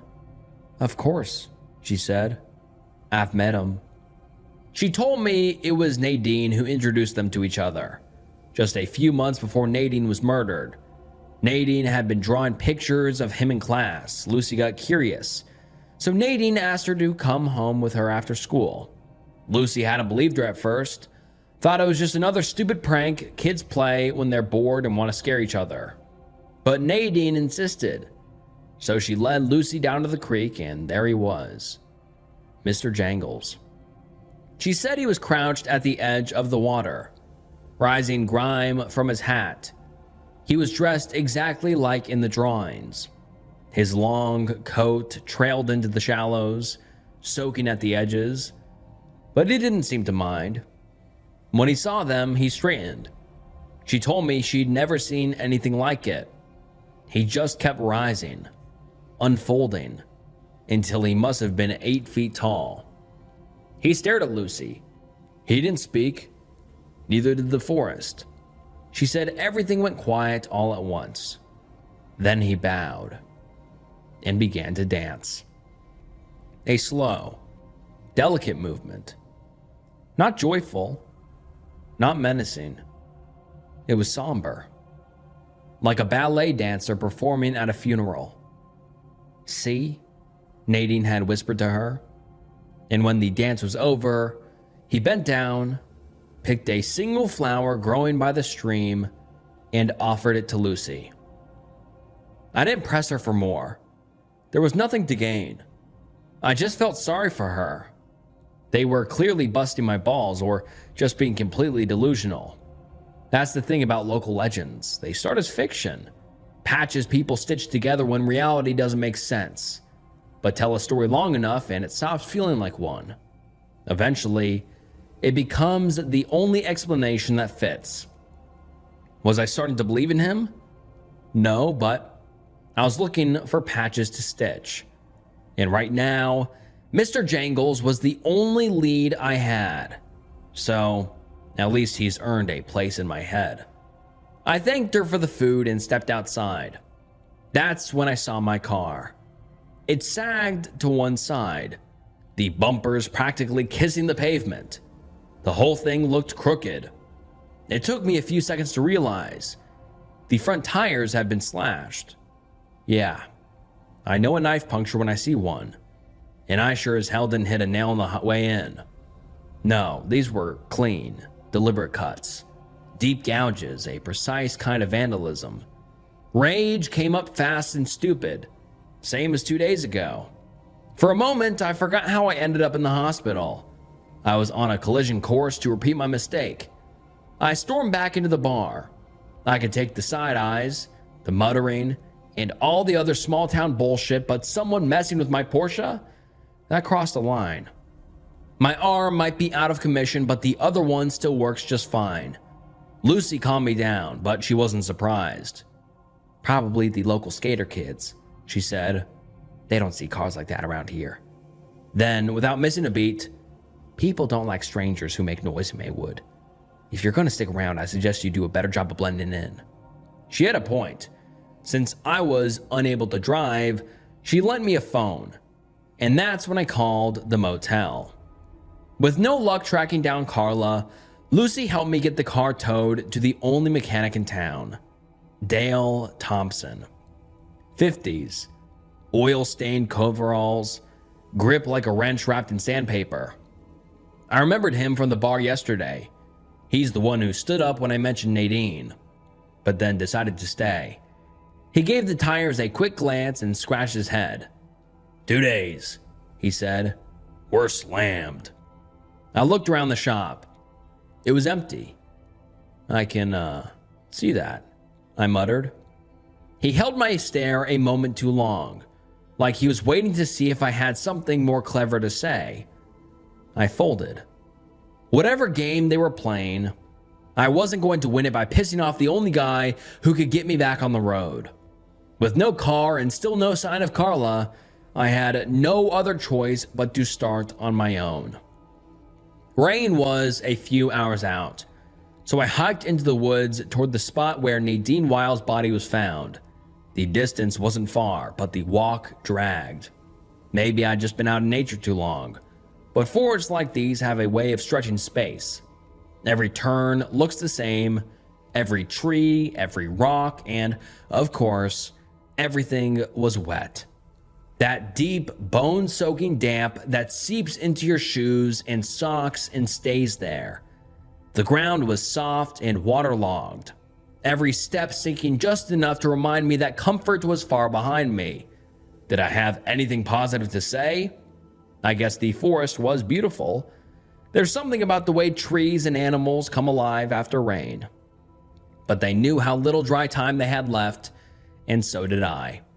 I stopped by a shallow creek and held the crime scene photo up to a moss-covered rock. It was the same one, sunken into the earth like an altar. As I mentioned before, Nadine was laid out on it. 19 stab wounds, arms, legs, torso, throat, head. Whoever did it wasn't in a rush, didn't panic, didn't try to hide what was done. They stood here and they took their time. Sure picked a beautiful place for it. I'll tell you this, if Mr. Jangles really exists, if he actually did this, then he's not a ghost story. He's a sadist. I took notes as I moved through the clearing, retracing the scene, tried to picture how it happened. The original cops never agreed on the basics, where she was killed, where she bled out, whether this rock was the murder site or just the stage. Sloppy work if you ask me. Or maybe just fear disguised as incompetence. Then I noticed something in the mud. A few shoe prints. Women's size 10. Carla wears a 10. I knew that because she once borrowed a pair of my joggers and joked they fit her better than they did me. I crouched down to take a closer look, and that's when I realized it had gone quiet again. No wind, no birds, no sound at all. Then I heard it. Keys. Dozens of them. Clinking. Shifting. Moving between the trees. I spun around. Looked everywhere, but there was nothing. Just me, the creek, and the rock. Then, all at once, the forest exhaled. The sounds came rushing back, along with something else. Something I hadn't heard before. Children's laughter. I followed an old game trail through the trees and realized I was closer to the school than I thought. Maywood Mills Elementary, tucked just behind the tree line. I approached the chain link fence. Kids ran across the cracked blacktop in chaotic zigzags, lost in their own fantasy. That's when I saw it. Chalk. Drawn into the hopscotch squares, his face. His godforsaken face. The kids were hopping back and forth on it, chanting Nadine's rhyme. Staring at kids like that might get you in trouble. The voice came from behind me. A woman, early 30s. Warm eyes, cardigan over a frayed dress. Holly Rogan, she said. I'm the teacher here. I introduced myself, flashed the badge. She didn't bother to look at it. Of course she knew who I was. The whole town probably did by now. I gestured to the hopscotch. I don't remember me and my friends going up playing tag around a chalk drawing of Wayne Williams. She looked at the kids, smiling. Would you rather they sit at home, scared, she said? They're kids. Didn't you play Bloody Mary as a kid? I don't remember Bloody Mary being based on someone who actually murdered people. She didn't respond right away. The kids kept playing. I used to think it was just their own little quirky folklore, she said quietly.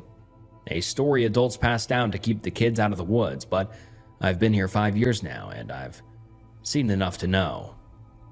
She trailed off. Wait, you chose to move here?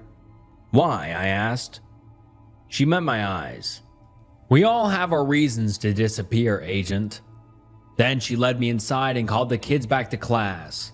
I hung back a moment and stared at the hopscotch. As the kids filed past me, one girl stopped. I've seen them, the girl said. I crouched down. You have? She nodded slowly. Here, just a few weeks ago. She pointed to the fence by the woods. Did he say anything to you? I asked her. She looked around. Holly was just up ahead, corralling the other kids back into the building. He asked me to keep a secret, she whispered. What kind of secret? But before she could answer, Holly called her name and she ran, disappeared into the school. Holly came jogging back. Did Cherry tell you any of her stories? She said, half laughing. She just wanted to see my badge. I lied. Holly nodded, then handed me a scrap of paper. Her number. If you find anything at all, please, don't hesitate to call. It'd be nice to know we're not all insane. Her fingers lingered against mine as she passed the note. just long enough for me to know it wasn't accidental. Later, I visited the town's police station. It was like stepping into a time capsule. Peeling paint, phones with cords, a stack of unpaid parking tickets from the 90s. The desk sergeant snored himself awake as I walked in. Deputy Horace Green blinked at me like I was his first client in years. "I'm looking into the missing persons cases," I said. "Which one?" he asked. "How far back do your records go?" Horace leaned back, scratched his patchy red beard. "Not far. Fire took most of it a couple of years ago." "Of course they did. Mind if I take a look at what you have?" He paused. "Let me see your badge again." I swallowed hard, pulled it out, held it steady. Horace studied it. A little longer than I liked, but then he shrugged and stood up. "I'll check the back." As he disappeared behind the door, I took out my phone. One more try. I dialed Carla. The line rang, and then I heard it. The ringtone. Faint. Echoing from somewhere behind the station. My stomach dropped, but then Horace's voice rang out from the back. "Yeah? Honey, I've told you not to call me at work." "Yeah, I got a guest." "Okay, bye." I exhaled. False alarm. He returned a minute later with a dusty old box. "This is what we got." I made my way back to the motel with the files. Out past the tree line, I could see the rain coming. Thick, dark sheets crawling across the treetops. A couple miles off, maybe less. I started romanticizing this evening. Thought about buying a bottle of scotch from Lucy and holding up in my room with the storm. Just me, the flies, and a drink strong enough to give me a good night's rest. Maybe I'd call Holly. I wasn't going to spend the evening with those drunks in the corner booth. Hell, it wouldn't surprise me if they were the ones who slashed my car. The thought made my blood boil over again. No, I thought it was best if I stayed inside tonight. Alone. However, when I got back to my room, I stopped cold. There was a note taped to the door. Just 2 words. The dam. I stood there for a long time, listening to my own breath. The muffled clink of glassware downstairs, the raspy cough from the jukebox. Somewhere far off, thunder rolled. Then I did it. I went out. I shouldn't have. I knew that even as I peeled the note off the door and folded it into my pocket, I should have listened to my gut and waited for daylight to make things feel less intentional. But curiosity has always been my worst habit. The rain hit hard. It came down like a hammer, cold and relentless. Within minutes, I was soaked through. My cheap jacket did its best to keep me warm. The roar of water hitting the canopy got louder with every step, a constant swallowing sound that made it hard to concentrate, like the forest itself was trying to hide whatever was waiting there to attack me in the dark. When I finally reached the dam, my instinct told me to stay back, so I ducked into the brush. The dam looked old, very old. The structure slumped against the earth. Rust bloomed against the iron gates, and half-collapsed steel beams jutted out at odd angles. Moss and rot clung to everything, a monument to erosion, held together by sheer stubbornness. A thin sheet of black water had pooled beneath the structure. That's when I caught the flash of light. I ducked down and squinted through the wet leaves. 2 men were wading deep in the shallows, flashlights sweeping across the water. As my eyes adjusted, I recognized them. It was Horace and the handyman from the bar. They were calm, focused, talking low. Their lights stayed across the dam's surface like they were searching for something just beneath it. Fortunately, they hadn't seen me. I stayed hidden, snapped a couple of photos with my phone, my hands shaking more from adrenaline than the cold. Whatever they were doing, one thing was clear. It wasn't meant to be seen. I didn't wait around to find out more. I turned back and left while I still could. On the way back, I climbed a steep, muddy incline. The rain had carved thin waterfalls through the dirt, washing away leaves and debris, exposing roots and stones that hadn't seen daylight in years. I was one Dilophosaurus away from being Dennis Nedry in Jurassic Park. That's when something caught my eye. A glint of leather, lodged in the tangled roots of a bush, half buried, caked in mud. I knelt down and brushed away the soil, and a cold weight sank into my gut like wet cement. It was Carla's badge. Damaged, peeling, but her photo was still there. Her face staring up at me through the fogged plastic. She'd been here. That's when the world went quiet again. Not the water, I could still hear that, pounding and endless, but everything else vanished. Then I felt it. Eyes. So I turned. And there he was, a good distance away, standing just inside the tree line. Mr. Jangles. The rain streamed down the tall hat on his head and ran in dark lines along his coat, dripping from the hem like he was melting into the ground.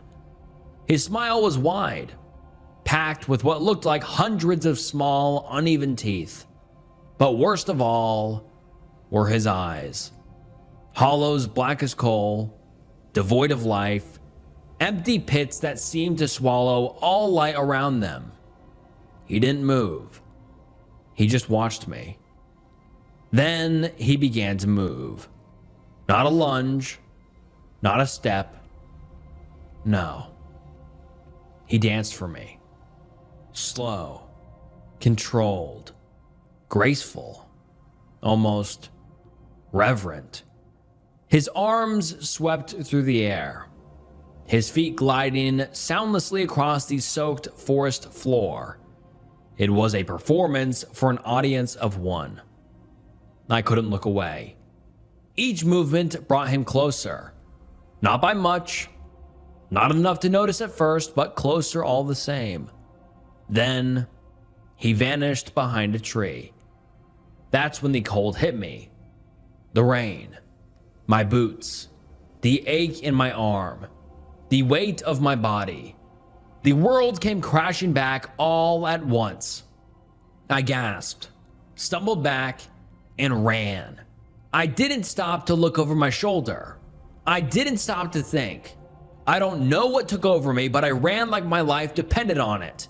Because whatever that thing was, whatever game he was playing, my gut was certain he wasn't going to bring me flowers. Here I am, happy to report that I'm back in the relative safety of my little rented room. The door is locked. This time, I've wedged a bureau against it. And I'm alive. Freezing, but alive. I spent the last hour going through the files I've got from Horace, and something doesn't add up. The missing people over the years, they weren't just kids. They are teenagers, a woman in her 30s, a couple of elderly men and women. And that's what bothers me. Most serial offenders, killers, kidnappers, they have a type, a demographic they fixate on. Age, gender, color. There's usually always a pattern, something that ties the victims together, even if it's not obvious at first. But here, there's no consistency, no common thread I can see. Then again, I guess those are human patterns, and I don't think he's human. Am I starting to believe in him? Am I starting to believe in Mr. Jangles? I saw him in the woods, that's for sure. I won't pretend otherwise. And maybe that's why I'm going to tell you truth. the full truth. You're probably wondering why an FBI agent is panicking in a barricaded motel room instead of calling for backup. Why I haven't brought in more resources. Why I'm not already on the plane with Quantico. Well, I'm not an FBI agent. I'm not a cop. Not even close. And neither was Carla. We host a true crime podcast together. The Dark Report. Maybe you've heard of it. If you have, it was probably for the wrong reasons. One of our episodes went viral last year. The wrong kind of viral. It didn't just stir up controversy, it ruined someone's life. Or took it, I guess. And the fallout has been eating me alive ever since. My inbox is a graveyard of lawsuits. My name is dirt. My reputation, dust. Everyone that I've ever worked with has turned their backs. Hell, I turned my back. I traded my morality for clicks. So yeah, I came here to resurrect my career. The story of Maywood Mills is a story no one has covered before. At least, as far as we could tell. I saw this as my one last shot. A chance to prove I'm more than the asshole who got someone killed. And now, I'm terrified. My instincts may have cost me the only person who ever stood by my side. I don't feel safe anymore. And I don't know what to do. I'm stranded in Maywood Mills. He comes for those who dare to stray, to never see the light of day. Mr. Jangles. They blame him for everything. The disappearances, Nadine, the town's rot. They say he doesn't like lies. Well, I think they're all lying. Carla is gone, and soon, so am I. They were right. It was Mr. Jangles. Just 3 days ago, he was nothing but a story for me. A myth people told each other when the lights went out, or, like I said, a lie. The next day, he became real. And now he's going to be the thing that kills me.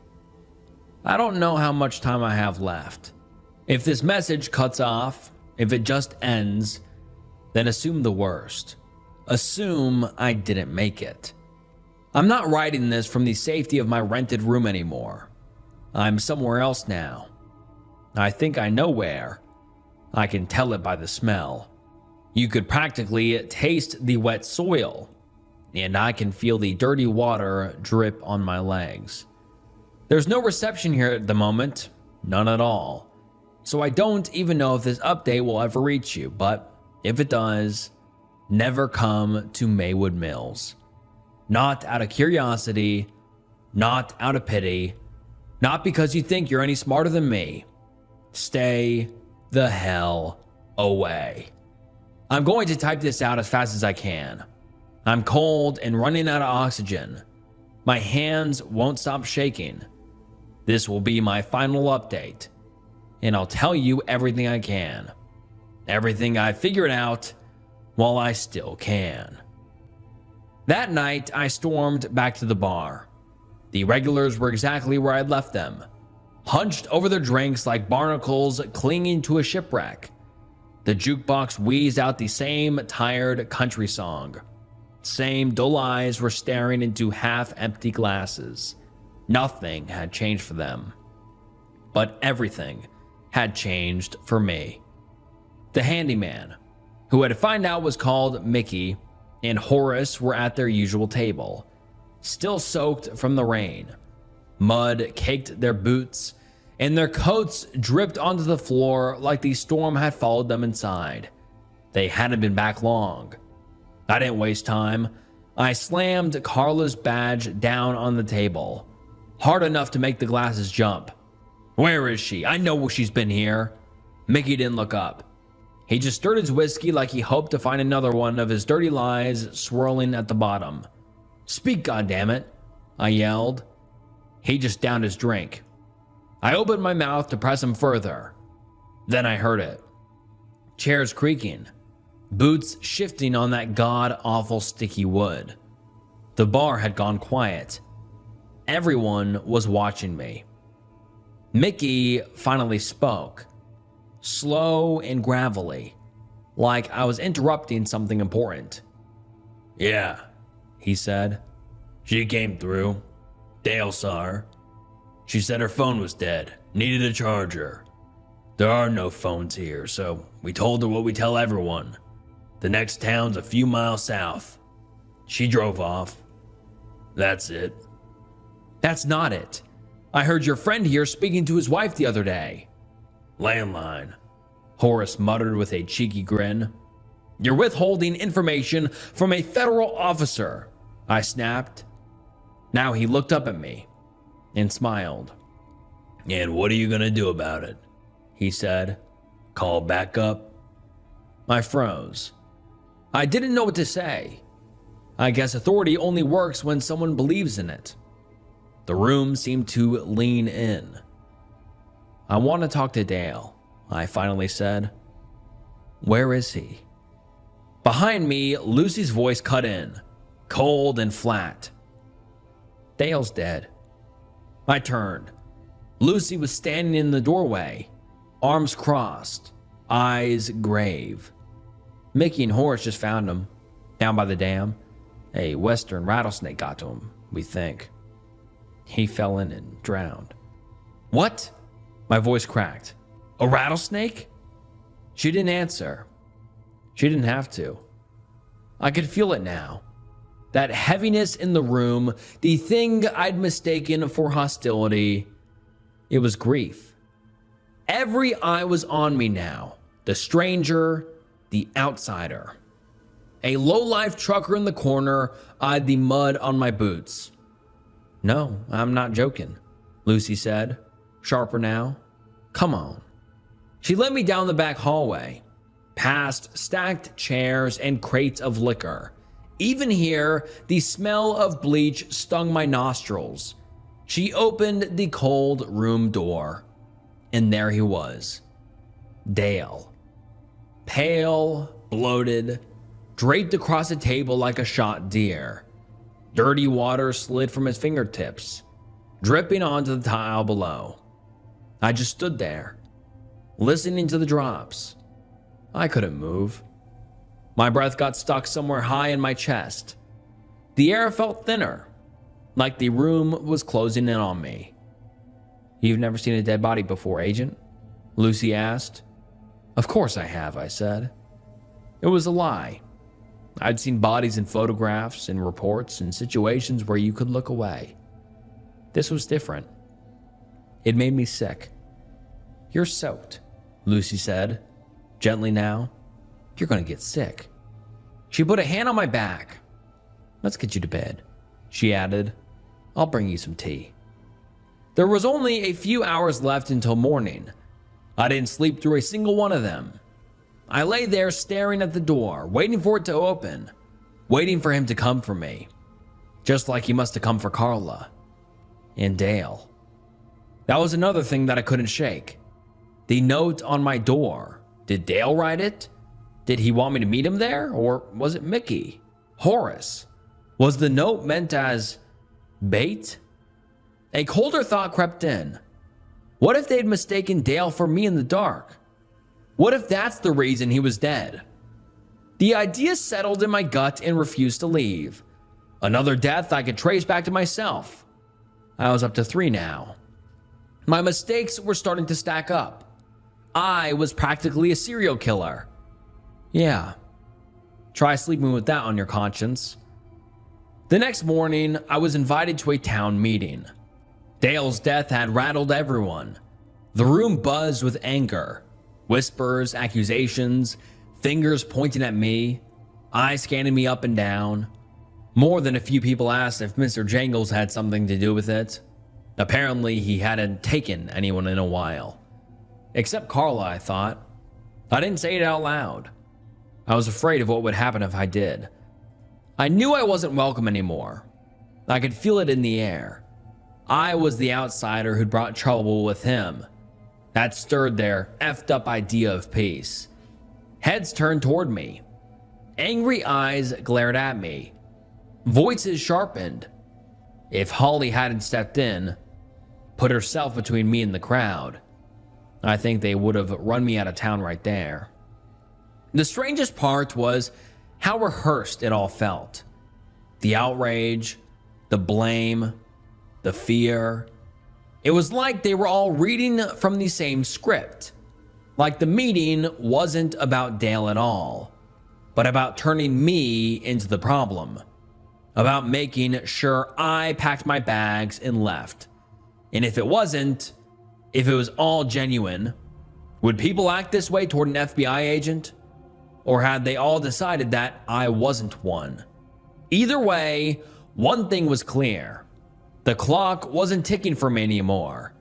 It was counting me out. I had to act fast. Outside, I ran into Cherry, the girl from the school. I asked her how she was doing. She shook her head and took a step back. "I'm not allowed to talk to you anymore," she said. "Did your mother teach you not to talk to strangers?" "She taught me not to talk to you." She giggled. She glanced around, then whispered, "I have to keep Mr. Jangle's secret. If I don't, you'll vanish too." Then she ran away. All vanished too? The word stuck with me. Was my gut right? Had I finally brushed up against some kind of truth? The story. The god-awful lie everyone here agreed to live inside. But if that was the case, the work felt impossible. I mean, how can you sniff out the truth in a place built on lies? I came here to find justice for Nadine. But can justice even exist in a place where lies have become the law? Where pretending not to see is the price of survival? Does the truth just rot quietly, patiently, the same way Nadine did? In the same way all those people vanished, out in the open, while everyone else looked straight past it. For the first time, I didn't know what to do. With my car still out of commission, Lucy offered to drive me to the nearest train station. Said they'd have someone else finish the repairs and tow the car to me once it was done. All she needed was my address. Let me tell you, something about giving it to her didn't feel right. At the time, I told myself it was just paranoia. Another symptom of too little sleep and too many unknowns. But then something else awakened in me. Something I said last night in the bar. Tangled up with an unhealthy dose of stubbornness. A need to make things right. Now, laying here in the dark, I realize I should have taken her up on the offer. But I didn't. I was too close. Close enough to feel the truth breathing down my neck. So I decided to stay. That decision came from a hunch. Something I couldn't shake. The phone call I'd made back at the police station. The one I'd almost written off as nothing. A landline? Come on. Really? I just needed to make sure. So I broke in. As the evening fell over Maywood Mills, I waited until Horace left. Then I said, fuck it, and put my elbow through the back window of the police station. The glass gave way with an ugly crack. I climbed inside and peeked back out onto the street. The coast was clear. No shouts, no lights came on. I turned my attention to the station. And there it was, lying by a charger next to a humming fan. Carla's phone. The screen lit up when I touched it. Her lock screen stared back at me. Carla and her daughter. Cheek to cheek at the Grand Canyon. My throat tightened. I felt nauseous. Swallowed it down. Every message I'd sent her was there. Every missed call, dozens more from her fiancé. I checked her notes. I wasn't sure how long she'd been here before Mr. Jangles took her. But maybe she'd been here long enough to see something I hadn't. She was better at this than me. Always had been. She'd made a note 4 days ago, the day before I arrived. Havers, 1998. But before I could make sense of it, I heard something outside. Keys. I froze and slowly turned towards the door. Then I heard the unmistakable sound of metal sliding into metal. His keys entered the lock. I didn't think, didn't hesitate. I shoved the phone into my pocket and bolted for the broken window.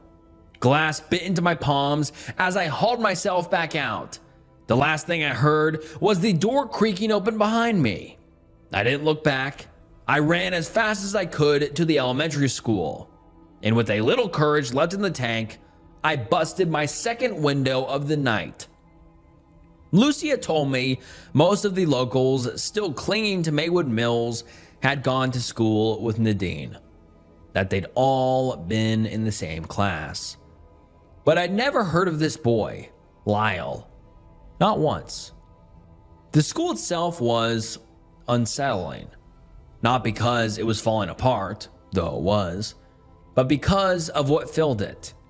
Crayon drawings of Mr. Jangles lined the halls, taped to the walls, hanging on classroom doors, kids holding his hand, him dancing in the woods, him picking flowers by the creek.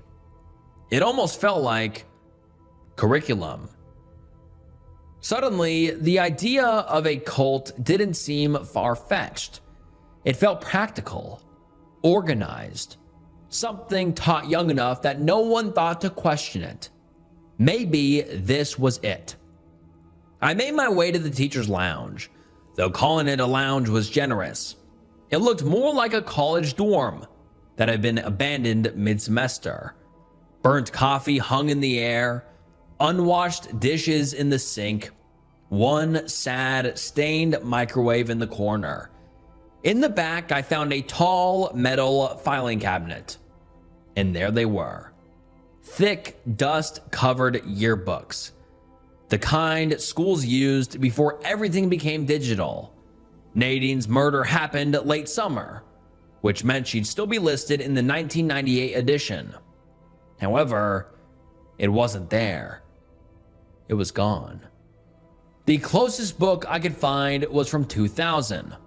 I flipped through page after page. The photos were sun-faded and grainy, and most of the kids looked like they were terrified. Still, a pattern started to form. Lucy, Mickey, Horace, they were all there. All old classmates to Nadine, but Dale, he wasn't listed anywhere. Instead, there was a boy who looked just like him, Lyle Havers. The pieces clicked together with a dull, sinking weight. Dale was Lyle, but if that was the case, then why change his name? I worked myself backward through the books. Lyle wasn't in 97 or 96, but Nadine was. That meant he'd moved to town sometime between 98 and 99, probably 98 since Carla had flagged him as a person of interest. Was there a story here? New kid arrives, falls for the girl next door, gets rejected, heartbreaks, cue violent end? Maybe he'd been a suspect back then. I couldn't remember his name from the case files, but given how sloppy they were, that didn't mean much. Still, the question lingered. Why change his name? Because the evidence probably didn't stick. However, suspicion does. I'd seen it before. Changing your name doesn't erase the past, but it does bury it. Then something else surfaced. A memory from the missing files Horace had given me. One of the elderly couples. They were named the Havers, Ruth and Earl Havers. They vanished in 2003. I snapped a couple of photos of the pages, hands shaking slightly. Couldn't tell if it was cold or something closer to excitement. That's when I heard it. A faint clatter of metal, echoing down the hallway. I froze. Didn't move, didn't breathe, just listened. How the hell did he know I was here? I slipped out of the lounge. If I remember correctly, the exit was on the other side of the hallway, the one lined with kids' drawings, because that's just what I needed. More of him. I moved through the corridor as quietly as I could. Then I felt it again. That strange pressure in the air, like the building itself was swallowing sound. I glanced out of a window. Silent lightning bloomed over the woods. No crack, no wind. I turned back toward the hallway and almost screamed. Down the far end of the corridor, illuminated only by moonlight, stood a figure. Tall, perfectly still. Mr. Jangles. Lightning flared again, carving his silhouette out of the dark. The top hat, the long coat, the wide, awful smile. With the next thunder boom, he started to dance. It wasn't ballet, like last night. This dance felt wrong. It was offbeat, childish, unpredictable, like someone mocking the very idea of what makes dancing beautiful. But I was spellbound. My blood turned to ice. Every scrap of anxiety I'd ever carried dumped into my veins at once. He was coming closer. I imagined this was what small fish felt like when they finally realized the beautiful light belonged to a mouth full of razor-sharp teeth. His long, gaunt hand reached out for me. Lightning cracked outside again. This time I heard it, and the spell broke. I ran. Full sprint. Blind through the dark. My boots hammered against the old linoleum, loud as gunshots. I didn't know where I was going, just away. Anywhere else. I rounded a corner too fast, slipped, and fell on my broken arm. The snap echoed off the walls. I bit down hard, choking back a scream. Fumbled for my painkillers. Swallowed more than I should have. Dry. When the pain dulled enough for me to function, I forced my eyes open. I saw lockers. Tall, metal lockers lined the wall. I didn't think. I yanked one open, shoved myself inside, and pulled the door shut. The metal clicked softly. Then, silence fell. All I could hear was my own breathing. Through the narrow slats, I watched the hallway. My heartbeat thundered in my ears. Then a horrible sound filled the silence. Keys scraping against metal. He was dragging his keys against the lockers, one by one. I could hear him getting closer. I did my best not to move and held my breath. My sweat ran cold down my spine. My arm ached with pressure. Then he paused. Just a few feet away. Just like that. No sound. No final scare. And then he was gone. I didn't know what came over me. I should have stayed hidden. Slept in there until morning. But how do you explain that to a kid? A grown stranger passed out inside a school locker. No. I had enough trouble as it is. I ran back out of the school, into the night, and I didn't stop until I couldn't see the building anymore. As I was getting close to the bar, I fished Holly's number out of my pocket and called her. As soon as she answered, I blurted out some adrenaline-fueled theory. I can't remember exactly, but I think I said something about Dale or Lyle having killed Nadine that summer, how the kids must have covered for him, and as they got older, they got rid of anyone who sniffed out the truth, even his parents. Then they all blamed it on Mr. Jangles and created a lie that now everyone has accepted. It didn't really make sense, but I was desperate for answers. This was all I got. But why would the entire community get together to protect one disturbed kid? Wouldn't you just want to get rid of him? I couldn't think about it anymore as a strong smell hit me. Burning wood. I looked up and saw thick black smoke curling up into the sky, swallowing the treetops.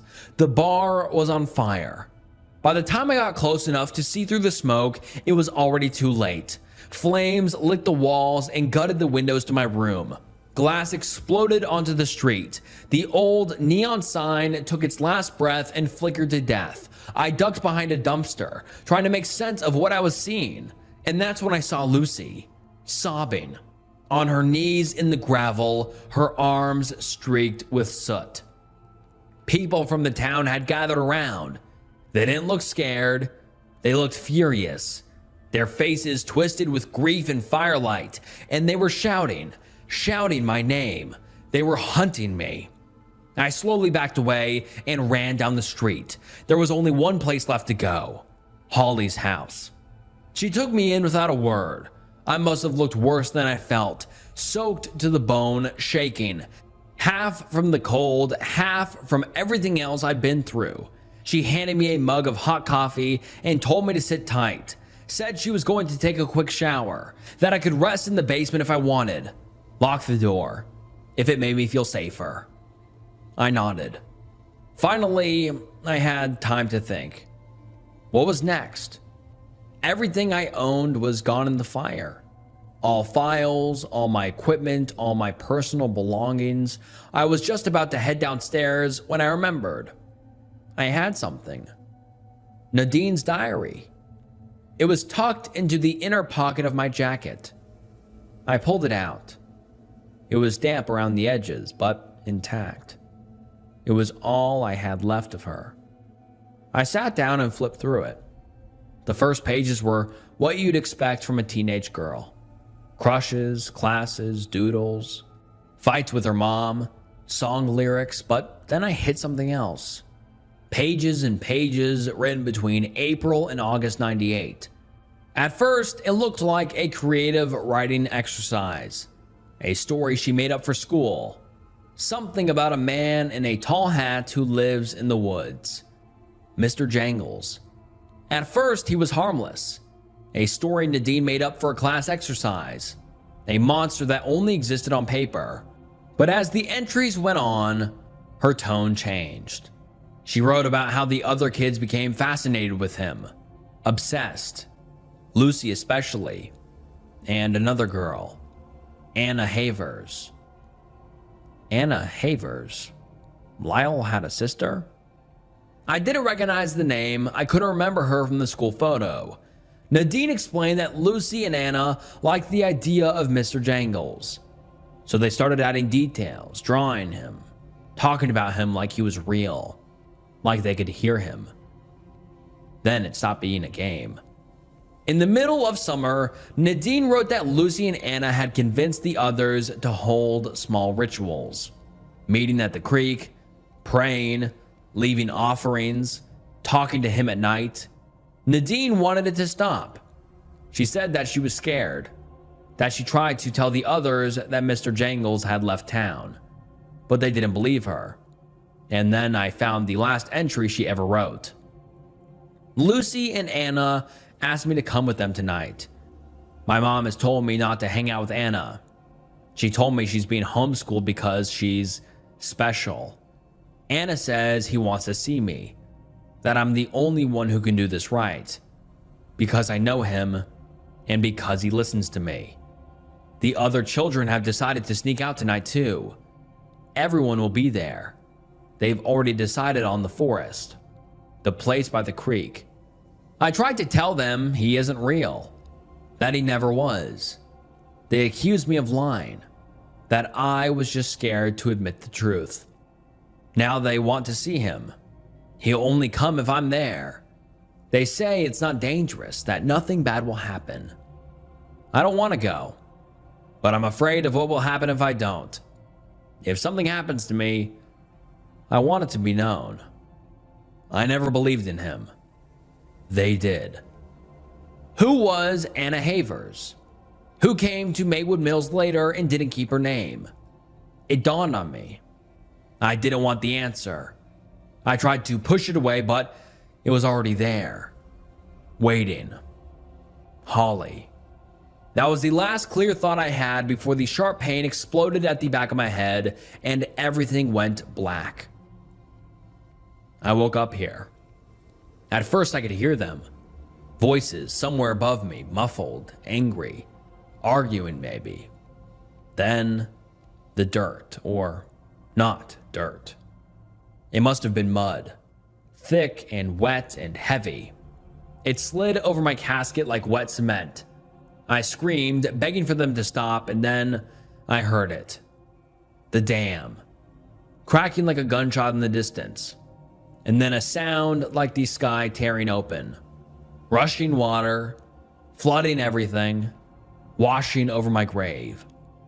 I can only assume that's what I heard when I arrived 3 days ago, that they buried Carla. Her body was probably just a few feet away. Dale's too. He left me the note because he was ready to talk, to confess, ready to tear open the lie that had been holding this town together for decades. They couldn't let that happen. I don't know how deep down I am. I can't move. The walls are tight and pressing in on all sides. My ribs ache every time I try to breathe. Please, don't get any ideas. Don't come look for me. They'll find you. He'll find you. I'm writing this on my phone, which they forgot to take from me for some reason. So if they somehow remember, I assume they'll come back for it, but I'll be long gone by then. So if you hear an update from me again, please know that it won't be from me. They say small towns hold on to their stories longer than they should. And Mr. Jangles, his story will be safe with me. Forever. I've been stalking my ex-girlfriend. I have a good reason. Written by Hey Armageddon. I want to preface this by stating that I am not a good person, though I try to be. I've had a troubling past. Got mixed in with the wrong internet crowd and a lot of toxic ideologies. I began stalking when I was 16, after my first girlfriend left me for another guy, and I, in my pain, found myself reading about similar experiences in forums I shouldn't have been in, and got the idea of getting back at her from said internet spaces. As I grew up, I began agreeing more and more with some ideas about women that made me a pathetic and insecure man. I became severely attached to my partners, and I wanted to have total control. Always fearful they might be cheating on me or doing something else to try and hurt me. It didn't help that I was always rushing into relationships, always trying to avoid that sense of utter loneliness that came with being single, that came with partners who hurt me, partners I hurt, and some mutually assured destruction. My insecurity and distrust made me a somewhat skillful stalker, and I secretly spied on my partners however I could. I will not share the methods I used here, for that might invite others to try the same thing, which is not my objective. When I was 24, my stalking and hateful behavior almost got me in jail. I got a restraining order, was required to attend anger management classes, and therapy. It was the first time I had to face consequences for my abhorrent actions. And while I'll be the first one to admit that these consequences weren't as severe as some people might want for people like me, they ended up actually helping in setting me straight. My therapist was an older woman I'll call Miss Price. She helped me a lot in dealing with my issues, all the deep-seated hatred and insecurities I had. If it wasn't for her, I wouldn't be who I am today, 6 years later. She learned every bad thing I went through, every horrible thing I did, and showed me kindness and understanding I never thought I deserved. Over time, she became a sort of motherly figure for me. And although at 26, I made so much progress that my visits became more sporadic, I still kept in contact with her via email and social media. 3 years ago, I met Emma, a gorgeous girl with a bubbly personality and a heart of gold, always wearing muted greens and reds and sweaters and scarves, silky brown hair reaching down her back, and a pair of round glasses that completed that cozy look that immediately made me feel attracted to her. Feeling like I could do better now that I had overcome a lot of my issues, I struck up a conversation with her. Since our first interaction, I felt static in the air. She was such a fun person to talk to. Everything she said got my immediate interest. Despite my sudden approach, she was nonetheless friendly, and after an impromptu first date, we found ourselves following each other on social media and exchanging phone numbers. The instant attraction was mutual. That much was clear. We made plans to go out again the very next week. And over time, our dates became more frequent as we became more involved in each other's lives. Emma was a light fantasy writer and had a blog in which she posted short stories on. She was fairly popular and even had a novel in the works. When I first got to read her works, I was immediately transported into the worlds she portrayed with pen and paper. Truly, my new friend had clear talent, and that aspect made me fall for even more. Still, I made sure to take it slow. I wanted the both of us to get to know each other better before asking her to be my girlfriend. After 5 months, however, Emma was the one that confessed her love for me. I was so happy to hear that from her, but I knew I couldn't start a relationship with her without telling her about my past. So I did. I told her everything. The things I'd done, the things that were done to me. I tried to be as raw as possible, not to excuse my actions in any way, and to show I was trying to be a better man. And sweet, sweet Emma decided to give me a chance. She was truly an angel. And I promised myself that I'd be the best boyfriend I could for her. Our relationship developed a lot quicker after that. And while I often found myself thinking of checking her phone for anything suspicious while she left it unattended, or trying to look through the list of people she followed in her accounts, I always stopped myself before I could act on it. I tried my best to trust her, and I was always honest about having those thoughts with her. Sometimes she'd show me the people she was talking to all on her own, trying to ease my worries when I was struggling the most. Emma cared deeply about me and wanted me to get better. Her openness was so refreshing, and it was something I had never experienced before. Her support meant the most to me, and over time, I found myself able to feel at ease while being with her. There were still times I felt a worry or a need to do something stalker-ish, but it became a lot easier to manage, as I had no real reason to doubt Emma in the slightest. In my happiest moments, I considered both Emma and Miss Price to be my saviors. Everything changed about 1.5 years into our relationship. Emma was an only child, and still very involved in her parents' lives, despite living on her own and being only a year younger than me. I couldn't say the same about me. My parents hated me for becoming such an awful person, and they were unwilling to give me a second chance. I understood where they were coming from, but that didn't make it hurt any less. It was wintertime, and Emma's parents invited us to a trip in the mountains. By that point, we had been acquaintances for a while, and thanks to their kindness, no doubt where Emma got that from. I felt like I had a family again.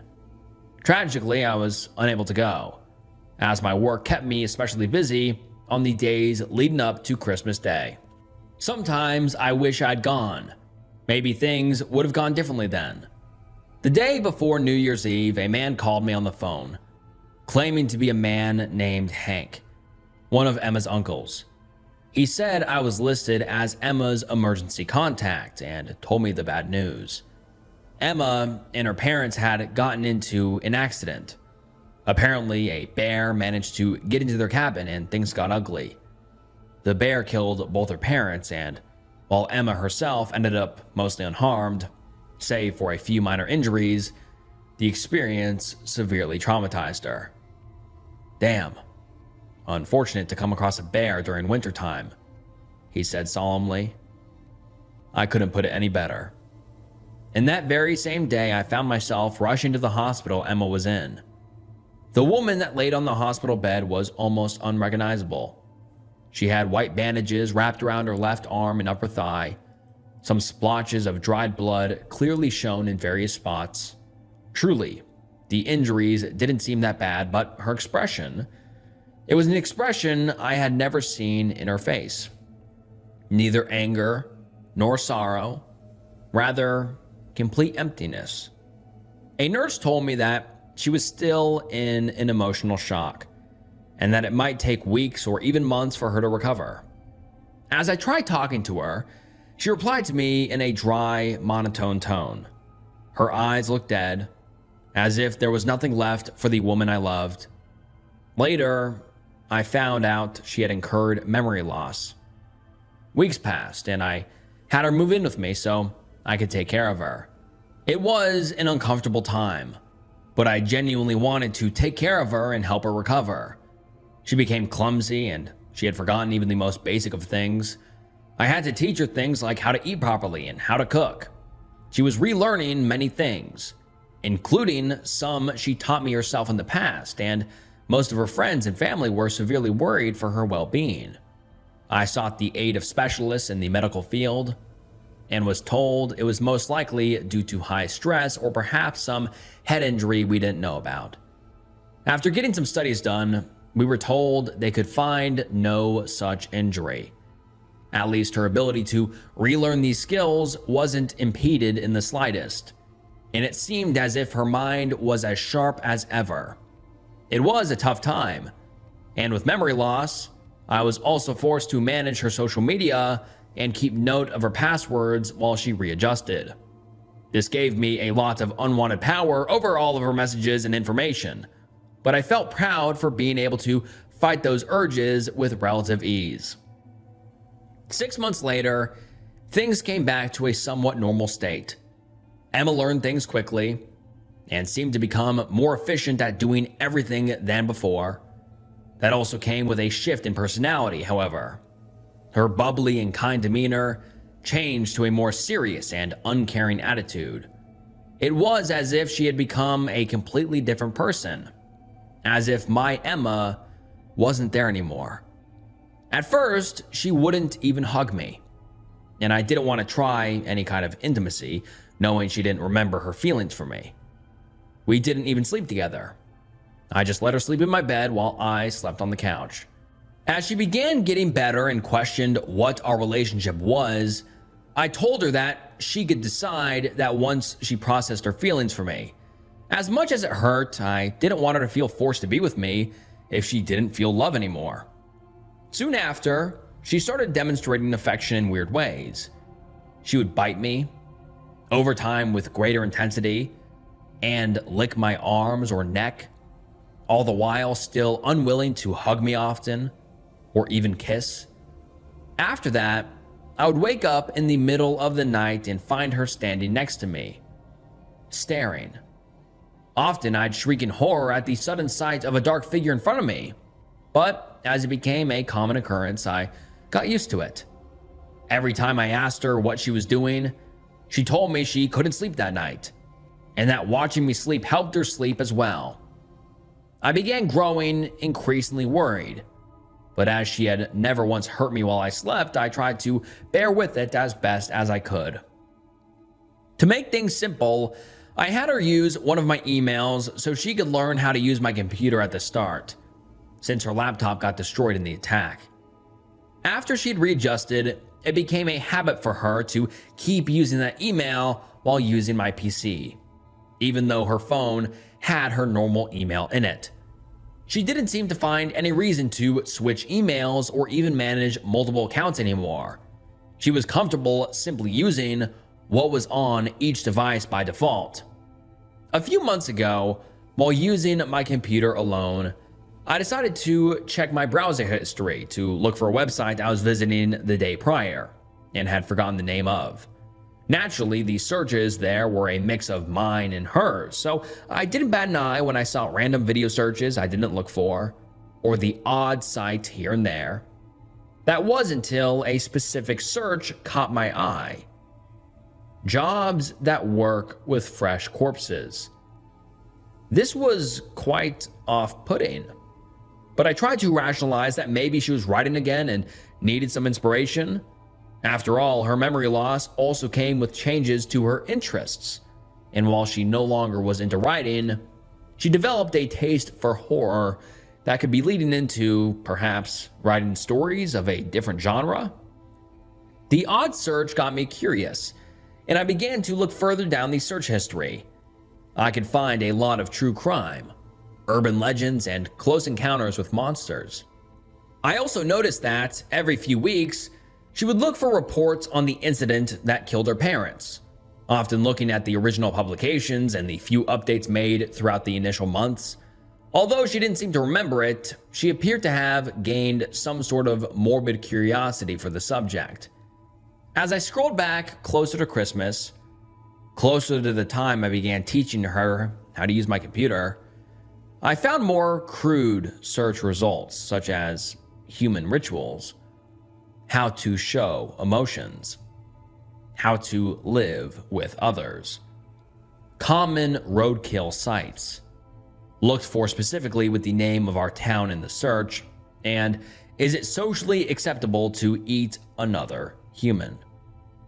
I had a deeply unsettling feeling, but I couldn't come to any conclusion yet. From then on, I began observing Emma more closely, and at the same time, she began getting more involved in doing housework. While she would refuse to cook, she'd always watch me prepare meals for the both of us.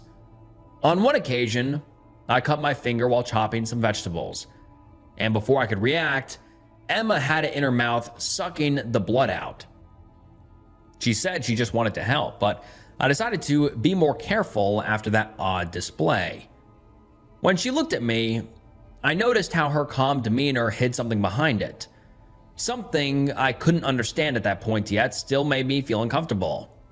I decided to set up a hidden camera with night vision in my living room, pointed at the couch where I slept. I checked the footage recorded at night on a phone app that came with the camera, and noticed her nightly visits continued. Now, if not from the start, they were happening every single night. Over time, I installed more hidden cameras around the house over time, making sure they weren't many to reduce the chance of her finding them. After watching the footage, I noticed that she had a habit of always standing in front of the window, peeking through the blinds and looking at me as I drove off. Then she'd walk to my computer or sit down and simply look at videos or read things all day long. That blank, unchanging expression she used to have, coming back and only leaving once I was back or when she had to leave the house.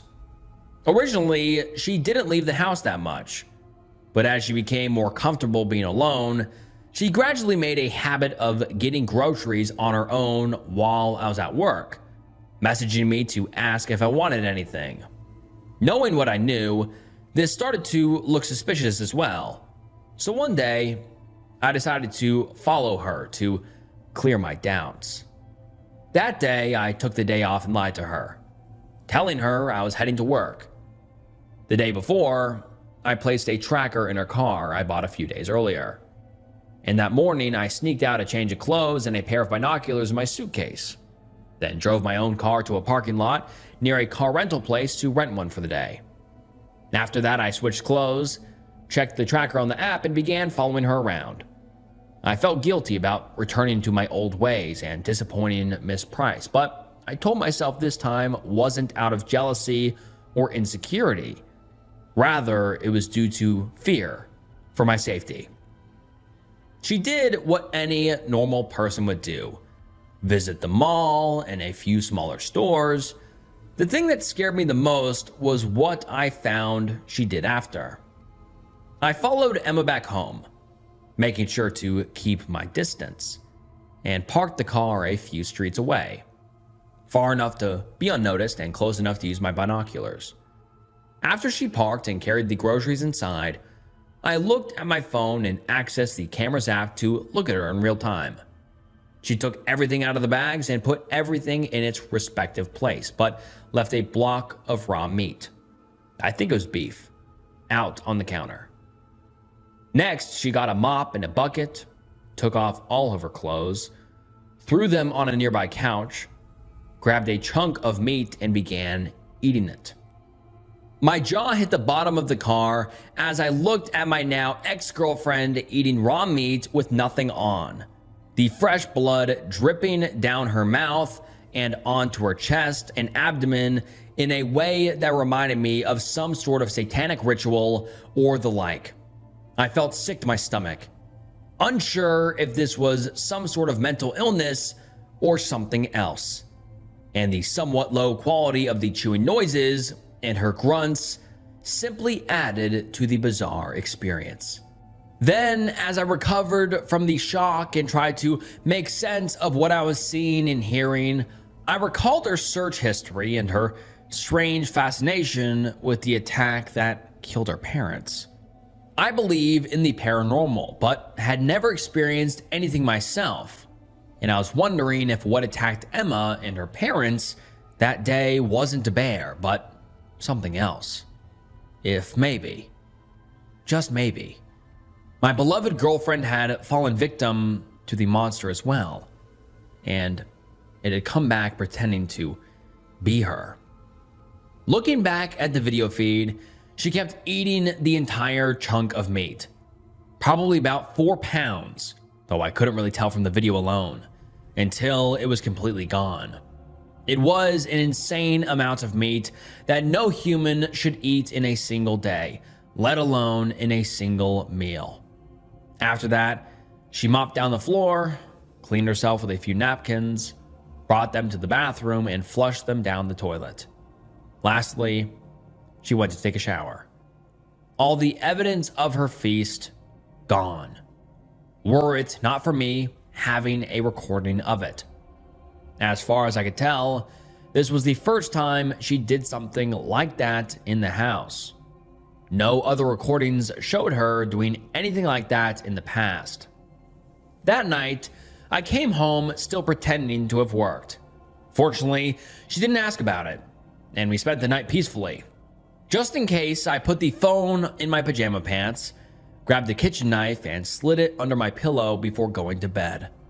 I was twisting and turning, unable to sleep in the slightest. Suddenly, I heard the door of my room open, and I pretended to be asleep as Emma walked towards me and stood right in front of the couch.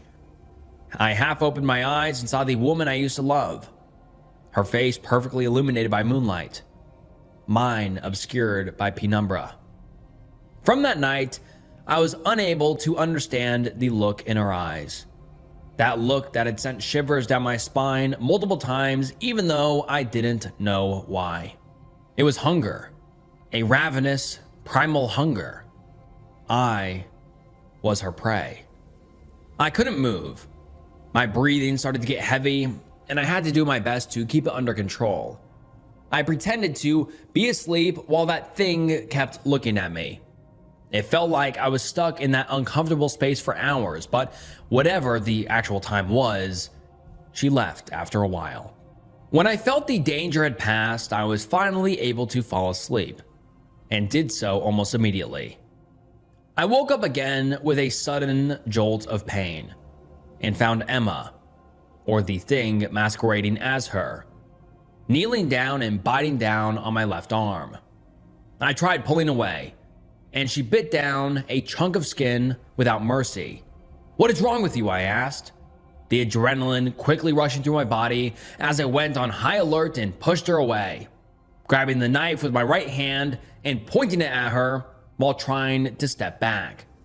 Her words came out so desperate, her voice almost guttural and uncanny. "I'm sorry, it's just your fear. It makes me even hungrier." I leaped back onto the couch and put my free hand in the backseat to try and flip around. But the weight I put all of the sudden made the couch fall backwards, and I stumbled sideways onto the floor behind, falling on my left side while the knife flew off my hand and landed nearby, in between me and the front door. I looked back, and Emma, leaping at me like an animal, landing next to my left leg and biting into my calf, even through the thick fabric of the pants I was wearing. I felt her teeth sinking into my skin like sharp needles, and while trying to kick at her with my other leg in an awkward way, I used my healthy hand to try and reach the knife. Her mouth wouldn't leave my calf, and it wasn't until she managed to rip yet another chunk of my flesh that she finally let me go. A hole in my pants with blood soaking into the fabric was the only indication that it was my only chance to leave, as it was clear I couldn't fight this thing. I crawled pathetically towards the knife and picked it up, then leaned against the wall next to the front door to unlock it while the creature, now almost completely feral, struggled trying to split out the cloth stuck in its teeth. The next part was a blur. I recall opening the door and crawling out before closing it behind me. I think the adrenaline coursing through my veins was working overtime, because next thing I knew, I was running out the street in the middle of the night while the thing chased behind me.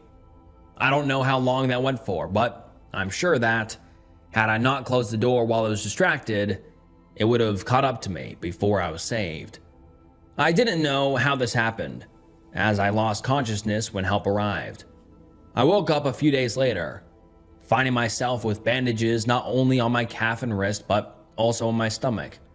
I was told by one of the doctors that the damage I had incurred required surgery, and that there were 2 officers waiting for me to wake up to take my statement. I told them what had happened, and fortunately, my phone survived the ordeal with just a few cracks on the screen. I showed them some of what I had gathered, leaving out any of my paranormal theories, and told them she began acting crazier and crazier since the accident with her parents. After explaining everything, I found out what happened after I fell unconscious. A truck with some college guys coming back from a party stumbled across Emma in the middle of the road, digging her teeth into the side of my gut while I was unconscious. They said that the car's headlights startled her, and at the moment they noticed what she was doing, they figured she was some sort of junkie and tried to scare her away. Fortunately, they had weapons on them, so after a few warning shots, the thing scurried away into the nearby woods. The guys called the police and an ambulance for me, and that's how I ended up in the hospital. That was 2 months ago.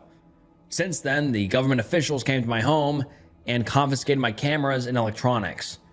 I didn't fight them on it, though I was upset I wouldn't be allowed to have any video evidence of what had happened. I was told there should be no further issues, but that I should change the locks and get a weapon, just in case. The story that was given to the press was that Emma had suffered a mental breakdown and attacked me, but ran off before police could get to where the guys found me and hadn't been found since. 9 people have gone missing in that time span. The first 5 were homeless, and sadly, that meant the police didn't put too much effort in the investigation. 2 weeks ago, a cargo worker, a nurse, and a teacher went missing as well. This caused a larger stir in the public, and I hoped it was just a coincidence. But something told me that it might be involved. Yesterday, I found that there was a new victim in the news. It was Miss Price, whom I returned to for therapy after I recovered enough from surgery. Now I find myself alone again, scared of something that might come and try to finish the job. I wonder if this is a punishment for all the wrongs I did in the past. If I got a taste of a perfect life just to be taken away by a force of nature. Or perhaps something more malevolent. If someone you love gets in a terrible accident where they're the only survivor, and they seem to become a different person after that, be careful. They might not be your loved one anymore. There's something very wrong about the woman under the bridge. Written by Twisted Urban Tales. When I moved to Philly for work, I knew the area wasn't great. Not run down enough to scare me off as a 6'2" guy who used to work security, but not the kind of place you wander around at night alone either, whoever you were. My walk to work took me under a bridge every morning, and that's where I first saw her. She sat on a flattened piece of cardboard near one of the pillars, head lowered, hood pulled up, a "please spare change for food" sign scrawled in pencil was propped up beside her. At first, I didn't think much of it until I looked again. She had no legs, not covered or hidden, just no legs. There were stumps above where her knees should have been. I paused and took a closer look. She couldn't have been older than her mid-20s, and that part stuck with me more than anything. Her face was grimy, and she had mangled, unkempt blonde hair. But I could tell. You expect to see older people out there, but not someone who still looked like they should have been in college. I reached into my wallet and dropped a few bills into the cup beside her. She didn't speak. She just lowered her head slightly. Everyone else walked past. The next time I saw her was the morning after the weekend, in the same spot, sitting in the same position. This time, when I gave her money, she looked up at me. Her eyes were wide with something that looked like panicked desperation. I hesitated. "You okay?" I asked. No response. I assumed she was pleading for more cash, so that's what I gave her. But that wide-eyed look still persisted as I slowly walked away. Later that day, I got off work early and passed her again around midday. And this time she was looking down, as if trying to be invisible. It stuck with me for a while. The next morning when I stopped again, she did something different. As I handed her money, she slipped something into my hand. A small folded piece of paper, gray and worn, like it had been through it. I opened it while walking. The writing was in messy pencil scribbles, and it wasn't English. I looked over it curiously and put it in my back pocket, assuming it was a thank you note or something. During my work break, I pulled out the note again and glanced at it curiously, wondering what it said. An idea occurred to me. I downloaded a translation app and took a photo. Then I uploaded it to the app, which detected the language: Russian. A few seconds later, the English translation came back. "Do not give me money. Man is watching from other side. He see where you keep wallet. He wait for you when you alone. He make me do this." I blinked and read it again. A cold chill ran through me. I didn't take that route home, and when I got back, I called the police. Told them everything.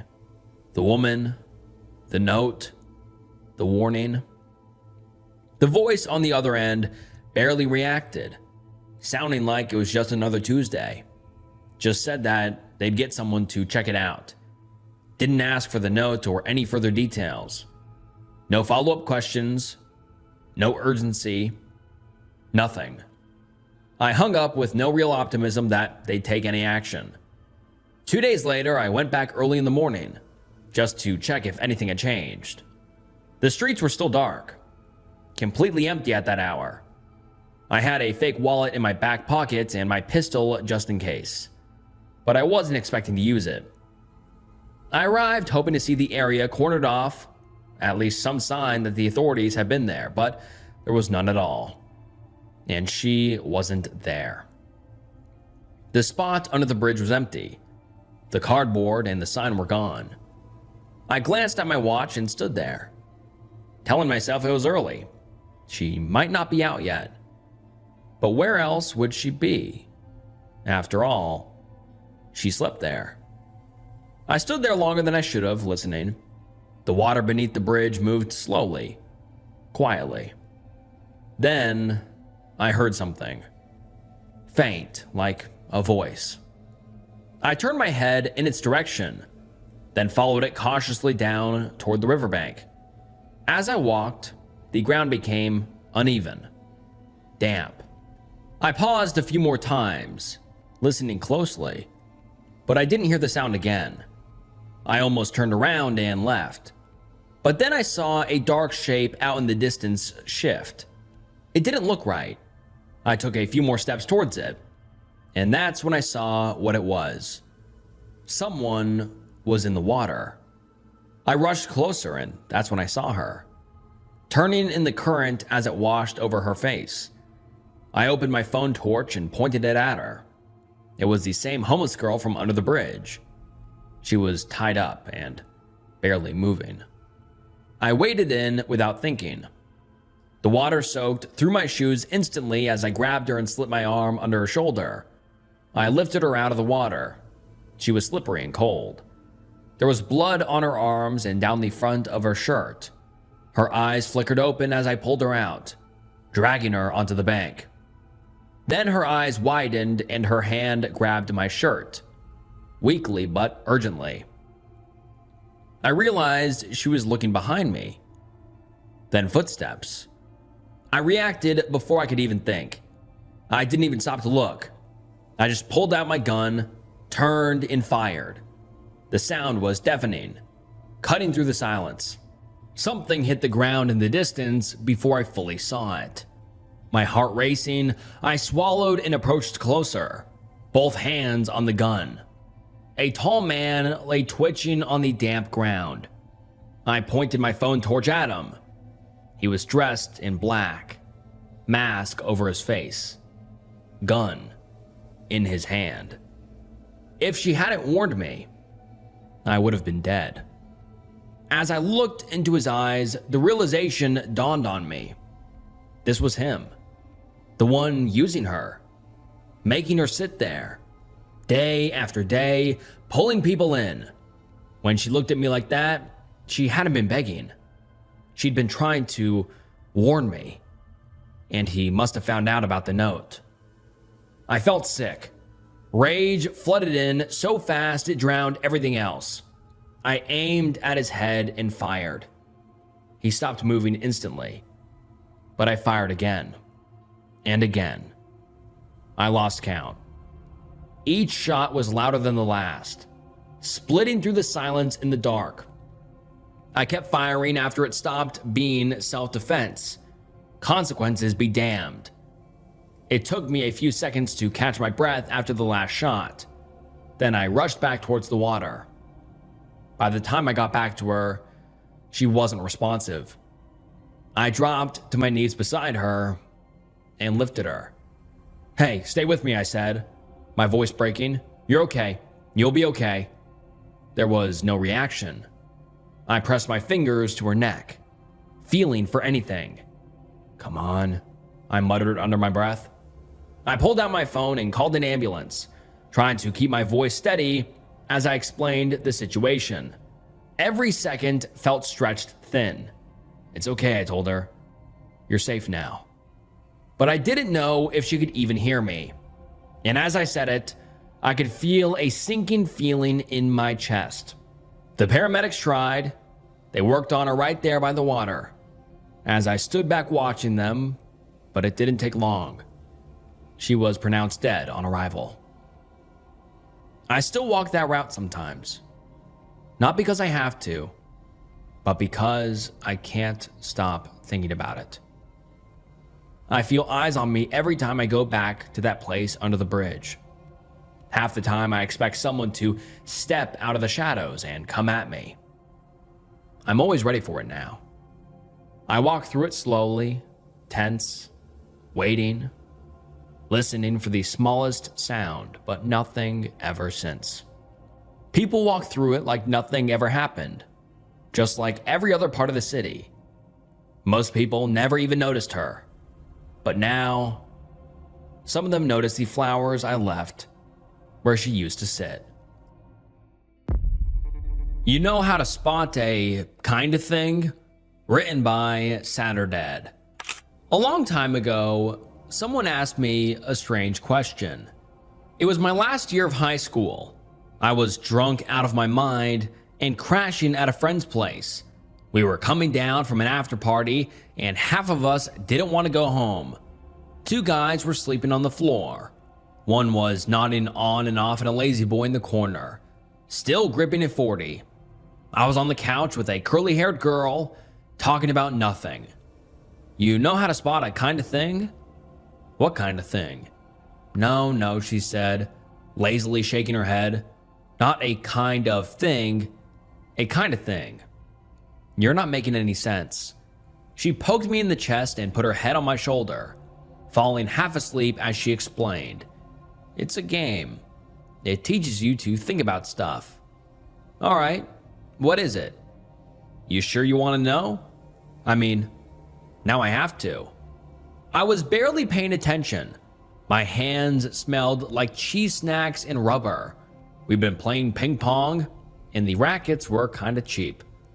Think of a place you spend a lot of time in, like several times a week, but not all the time. Not like your bedroom. I don't spend all my time in my bedroom. Come on, you got a place in mind? I thought about this alleyway between my family home and my neighbor. It was this fenced-off alley, not big enough to drive a car through. I went there every day on my way to class. I nodded. I got one. Now think of something in that place. Something you know, but don't own. Something you've seen, but got no pictures of. Give me a sec. I thought about this one particular thing. It was a little teddy bear keychain that someone had put on one of the fence posts. Nothing big, just a plastic thing with a heart in the middle of the chest and an all too neutral teddy bear smile. Just a fun little quirk on an otherwise depressing stretch of concrete. All right, I got a thing. You know what colors it is? She asked. I had an idea, but I wasn't 100% certain. There was some red in there. I knew that much, a bit of yellow, but I couldn't say exactly what was what. Maybe the nose was black? Kinda, I said. She looked up at me and poked me in the chest again. That's a kind of thing, she muttered. They're pretty cool. She sat up and stretched a little, kicking over an empty can. The guy with the 40 had fully admitted defeat and curled up into a ball. They exist on the edge of things, she explained. It could be blue, it could be yellow, it could change into red. There's no way to really know. It only exists in your memory. But it's red. How can you know for sure? Like, for sure? I can check it. What if it wasn't red yesterday? Do you know for sure what it was yesterday? I mean, things don't change color. Kind of things do. You're making this sound like a ghost story. Who says it isn't? We got into this weird wine-fueled philosophy nonsense that led us nowhere and ended up making out on the patio, staying up until dawn. As the sun rose and a car came to take her away, I decided to drag myself home. As I wandered, I took the route through that alley, and like always, the teddy bear keychain hung on one of the posts. Except the thing wasn't red or yellow. It was blue, like my mother's novelty sunflowers. There were a couple of red spots along the paws, but the main thing was all blue. I'd been certain it was supposed to be all red, but maybe I just focused on the details. I picked it up, put it in my pocket, and instantly forgot about it. I wouldn't see that keychain for a long time, and I wouldn't think much of it because I guess that's the nature of kind of things. I saw that keychain a couple of times over the next few years. When I moved into my college dorm, I had it resting on my windowsill. I think my mom put it there. At some point, I knocked it over and it rolled under a nightstand, where I didn't find it until years later when I graduated. From there, it ended up in a box of knickknacks, which ended up on a shelf in my apartment. It wasn't an exciting journey, but it was my journey. You sort of forget how long things stick around until you're old enough to look back on it. I got my bachelor's degree, my master's degree, and got working on a doctorate. As part of my doctorate, I had to teach a class. My expertise circled around information science, with a slight leaning towards digital architecture and preservation. But I wanted to give my classes something to make them really stick. That was the first time in years that I thought of kind of things. Problem was, Once I went looking for that teddy bear keychain to bring to class, I couldn't find it. When I held my first class, I told them all about the kind of things. I asked my students to consider what their own kind of things would be. It was all framed in the context of how important it is to preserve factual information in a way that makes it contextually aware. But for all the first-year students, it turned into a thing to share at parties. And the circle of drunk philosophers continued for another generation. It was fun though. They all had something. A cracked coffee cup, an old bike wheel abandoned near the football field, a baseball cap on the top shelf that they couldn't reach. All little things that didn't matter but were important enough to be made and forgotten about. And now I had a whole class thinking about them. Every class I taught heard that story. I skipped the part where I made out and smelled of Fritos. They didn't need the details. Not everyone knew my name, but they all remembered me asking that first question on the first day of class. You know how to spot a kind of thing? By the time I turned 27, I finished my doctorate. I had a paid position, but I was looking for something more permanent. You don't go chasing tenure right away, but I wanted to do more experimental work, maybe field work even. I had applied for a couple positions at colleges out of state. Not Ivy League, but up there in the charts. I figured this was as good as a time as any to stretch my wings after spending all of my life in one state and city. One of my proposals got picked up, and my time as a teacher of that one class was swiftly coming to an end. One more semester and that would be it. It was bittersweet. I'd gotten to know my colleagues pretty well. They were a bunch of fun nerds, having board games, nights in the lounge. They all had this thing where they used cleaned out vodka bottles as water bottles just so students could take funny pictures and go, "This is my professor, LOL." I was sad to see it come to an end, but it was time to move on to find newer things. New can't always be bad, and my colleagues had planned one hell of a going away party. It was the last day of class, a Friday. They were holding a bit of an event for my last class, and all my colleagues were there. Some held speeches, and the students were invited to share some anecdotes as well. There were a lot of nice words, I won't lie. I got a bit teary-eyed. Once things come to an end, everything gets put into the perspective of how much you're going to miss it. Every stupid little detail. As a final hurrah, they revealed a gift to me. Something for me to bring to my next office. I could tell it was a box of some kind, covered in a big white cloth. They pulled it off with a magician's flair. We all applauded. There was a box. That much was right. A big one. At first, it looked like a junk drawer. A rock with googly eyes, an old horseshoe, a tasteless bronze leprechaun, things like that. But once I saw the text printed on the side, it all made sense. Kind of things. "We decided to get them for you," a colleague said, leaning on my arm. "We know how much you love them, so we all went out and got our kind of things. We figured you'd enjoy them." I've never been so proud to get a box of junk. The next few weeks were a blur. Moving trucks, cleaning, leases, putting those plastic buttons on the legs of a new furniture so they don't scrape the floor, putting up shelves, straightening photos and paintings, washing the cloth for the kitchen table, making a space into a home, one tacky bachelor item at a time. All the while I had a box resting on top of my closet, still proudly labeled kind of things. I got an apartment with 3 rooms, a bathroom, and a kitchen. I hadn't planned on living that large, but it was too cheap for me to pass up. I made one room into my bedroom and the other my living room, but I wasn't so sure about the third one. I decided I'd make it into a guest room, somewhere down the line. For now, it was a storage space, somewhere for me to put boxes of memories that didn't quite matter.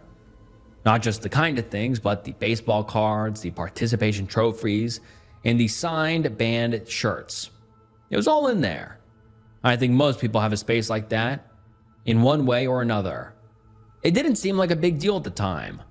I was settling into a new job with new people in a new town. I was learning what places made the best tofu dishes. There was no time to reminisce. I had to look forward. If you don't, things in the rear view look bigger than they really are. On my first day of class, I brought the box of kind of things. I barely looked at it.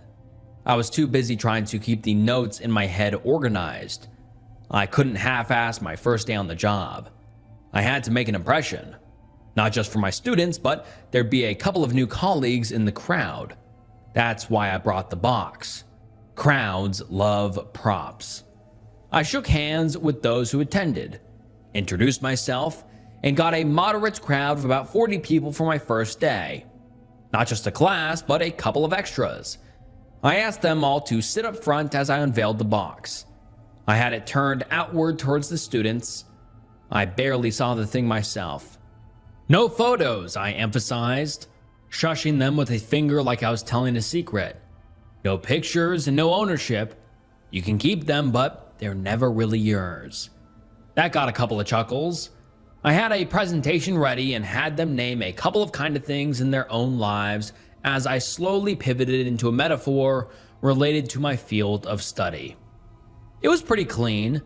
I'd used that particular setup a couple of times before.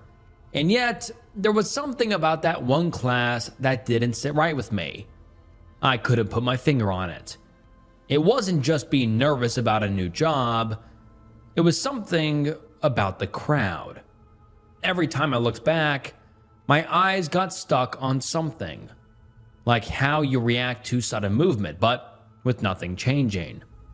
Something was putting me on edge, and I couldn't point my finger at what it was. Coming back home after a long day, I put down my box of kind of things in the hallway and got myself a cold beer. I wasn't going anywhere, and I'd spent all my social energy in one go. There'd been muffins in the lounge, and everyone wanted to talk to me about my various articles and, of course, the kind of things. Everyone always wants to tell me about their kind of thing. I walked into my budding guest room with its mint green walls. I put down my beer and tossed the box back up on the closet. As I did, something tumbled out. My teddy bear keychain. It landed on the floor with a little rattle. I stood there for a moment, dumbfounded. It couldn't have been in the box. I would have seen it. Or maybe I put it there during the move and forgot about it. Strange. I hadn't seen it for a long time. I picked it up and rolled it between my fingers. Looking at the colors and shapes, it wasn't like how I remembered it. It wasn't all blue like I thought it was. It was mostly gray with details of blue and red. The eyes looked like lemons. The heart in the center of its chest was a little smaller than I remembered. I decided to take the box back down to check if there was anything else I'd accidentally put in there that I'd forgotten about. I sat down on the floor, took another sip of beer, and opened the box. For a moment, my mind short-circuited. I had never seen any of those things before. There was an old-timey alarm clock with a broken spring, what looked like a watermelon paperweight, and a handheld dinner bell without the ringer thing in the middle. I hadn't seen any of those items before, and I was more than certain that I'd gone through that box at least once or twice. But then, why couldn't I remember those things, and who gave them to me? I sat there, trying to think of the names of the students who'd been there. I remembered them fairly well, but I couldn't point to who gave me what. That and little details about them had faded. Was it Josh or Joshua? Did one of them have an NHL or NBA cap? I could sort of remember the outline, but not the absolute details. It gave me a moment to pause. I considered that there might be such a thing as kind of people. Those people you spend a little time with every now and then, but never really get to know. Peripheral people. Pseudo people. If that's the case, who's to say I wasn't someone's kind of people? I mean, I had to be, right? I shook the thought out of my mind, finished my beer, and got up off the floor. I headed for the door, closed my hand around the handle and pulled. Nothing happened. Had it always been opened outward? Of course it had. It was just a new apartment, and I was getting accustomed to it. And yet, I'm not the one for being paranoid. Through all my years of talking about kind of things, I always considered them a fun thought experiment. Some talked about them like demons or ghost stories, like they were supposed to bring something horrible. I never saw it like that. They were just this idea to consider about the nature of permanence. They weren't malicious things. And yet, I started to get this uncomfortable sensation in my stomach whenever I passed by my guest room. It wasn't a conscious thought, but just this sense of unease, like there would be something new for me to misremember if I entered that room with that box and didn't pay attention. I tried to remember exactly what I'd seen in that box and what color they were, but without going in there to check, there was no way to know for sure. That just made it worse. I finally decided that I was just going to indulge my superstition, just to demystify the whole thing. One weekend, I got my phone, a notepad, and decided I was going to write down and photograph everything in that box. After that, I would never have to think about it again. It could even be a fun thing to try against my students. Maybe I could ask them to remember as many things as possible from the box and cross-check it at the end of the semester to see how many points they score. I'd brought a small coffee table and a chair from the kitchen. I pulled the curtains open, letting in some moonlight. It was late May and nights were growing shorter. Perfect for someone who'd run out of steam grading assignments all Friday. I took down the box from the top of the closet and noticed the teddy bear keychain. Nothing strange about it, other than it being a box. It must have been in there when I put the box back up. No point in getting antsy at the first item. Then again, the eyes looked more mango than lemon. How could I have been so certain about the lemon color? Maybe the moonlight made it look different. I brought out one item after another, only stopping briefly to think about who gave it to me. I remembered quite a lot of them. I could pretty clearly tell which one of them was from my colleagues and which weren't. A couple of items were probably just random debris that one picked up just to be in on the joke. However, I suspected that quite a few things were probably authentic kindas. I went through the items one by one, taking pictures and writing their features down in a notebook. It was a strange feeling, sitting alone with so many uncertainties. About 36 thought experiments, all neatly lined up and cataloged. The final item I wrote down was a little ceramic frog in a tux, smoking a cigar.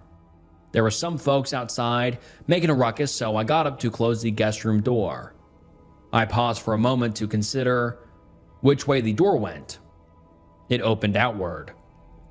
Sitting back down, I took a closer look at the ceramic frog knick-knack. It wasn't smoking a cigar.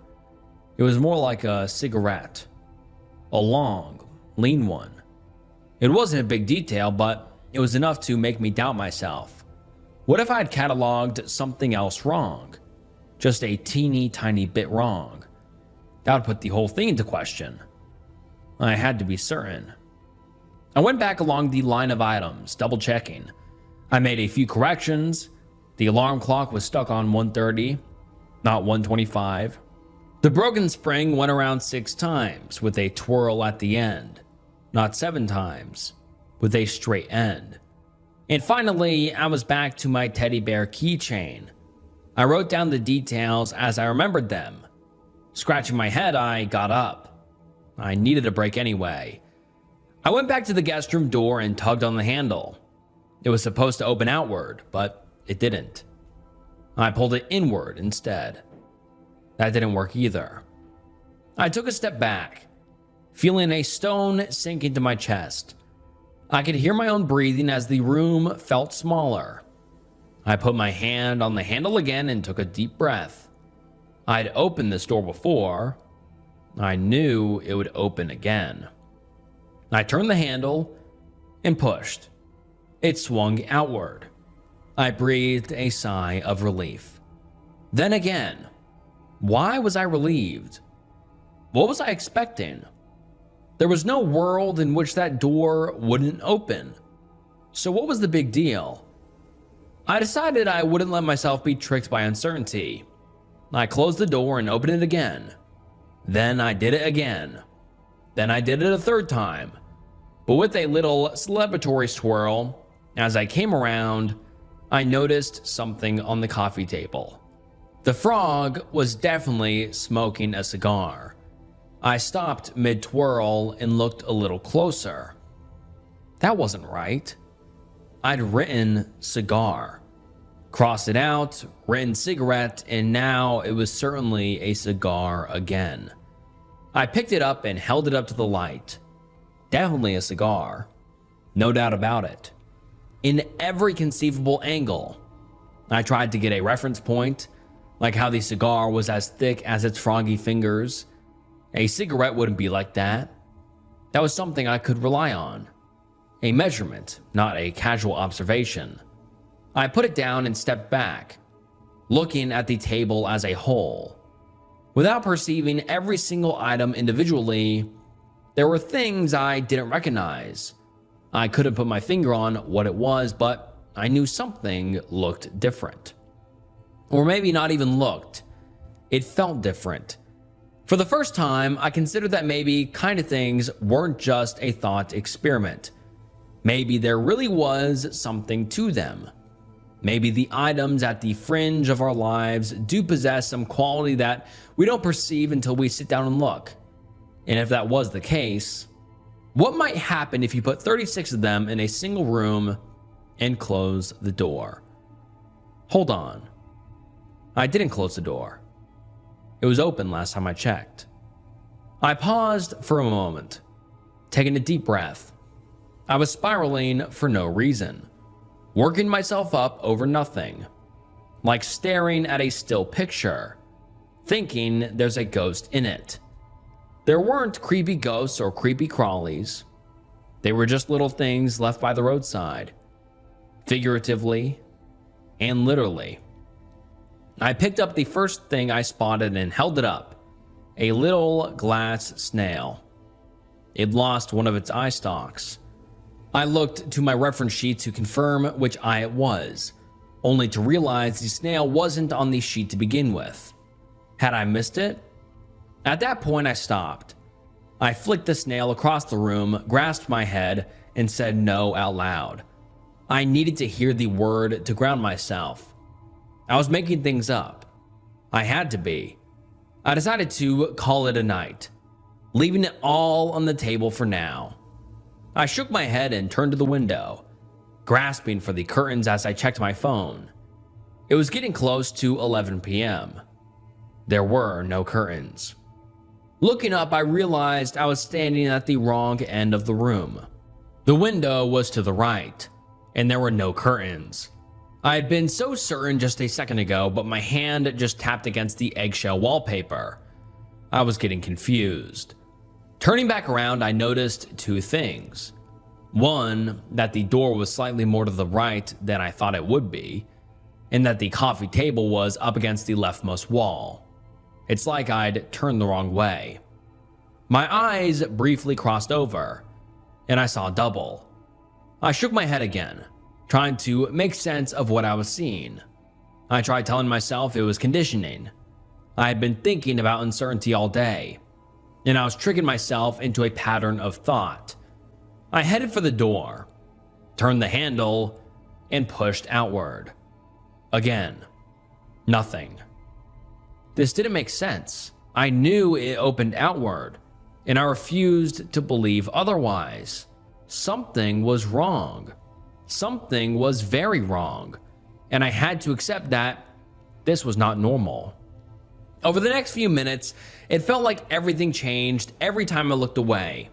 The window felt smaller, the door had the handle on the wrong side, the coffee table was up against the leftmost wall, then the right, the wallpaper was eggshell, then got a slight hint of maroon. The floor was imitation wood, then a textureless brown plastic. I pulled on the door a couple of times, but it didn't open either.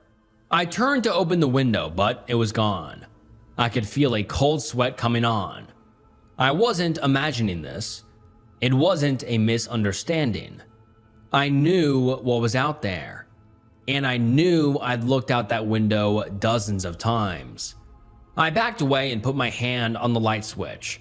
I flicked it off and on again. A couple of things changed. A few items seemed to have moved. One of the closet doors was open. I flicked the light again, faster this time. The table was slightly angled. The window was still gone. I reached for the light switch again, but it was higher up than before. I flicked it off and back on again, but the light did not come back on. I fumbled around in the dark. I could feel myself stepping on things that weren't supposed to be there. I stubbed my toe against the coffee table in the middle of the room. I fumbled with my hands along 4 walls of the room, but I couldn't find the door. I couldn't find the closet. After a while, I couldn't even find the coffee table. I tried lying down flat and spreading out my arms, hoping to touch pretty much whatever. After a couple of tries, I couldn't even find my way back to the wall. It was just me and this impressionless void. It didn't make sense to me. I knew exactly where things were supposed to be. I knew what I was supposed to be looking at, but that didn't matter. I brought out my phone and turned on the flashlight. I didn't have a lot of battery, but it would have to do. I could see my own hands, but nothing else. It was just this intense darkness where not even moonlight could reach. I got down on my knees and touched the floor. This textureless, neutral floor. Not cold or warm, just a solid, matte black. The light didn't reflect off of it. I walked around. At times I could bump into a wall, but when I turned around, the way forward was wide open. I tried jumping a couple of times, but my feet didn't make a sound. I tried calling out, but there was no echo. Not even reverb. It was such a strange sensation that it hurt to comprehend. I ran and crawled and jumped and rolled. There was just nothing. Nothing. And when I screamed, I couldn't hear it outside of my head. It felt like I was inside a cube. Not a room, but like a big, dark cube.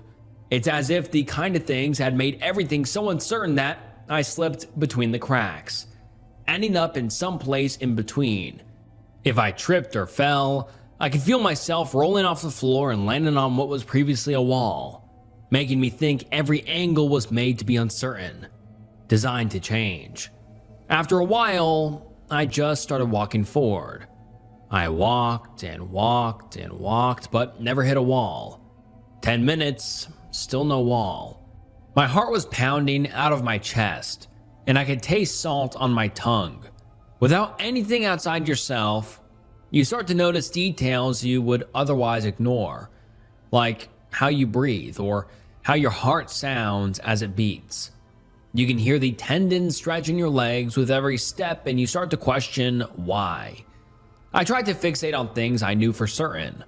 My name, my parents, the name of my childhood friends, but even in that circle of grounding, there was doubt. What color were my mother's eyes, really? In that damn teddy bear keychain, what did it really look like? That seemed to shift something.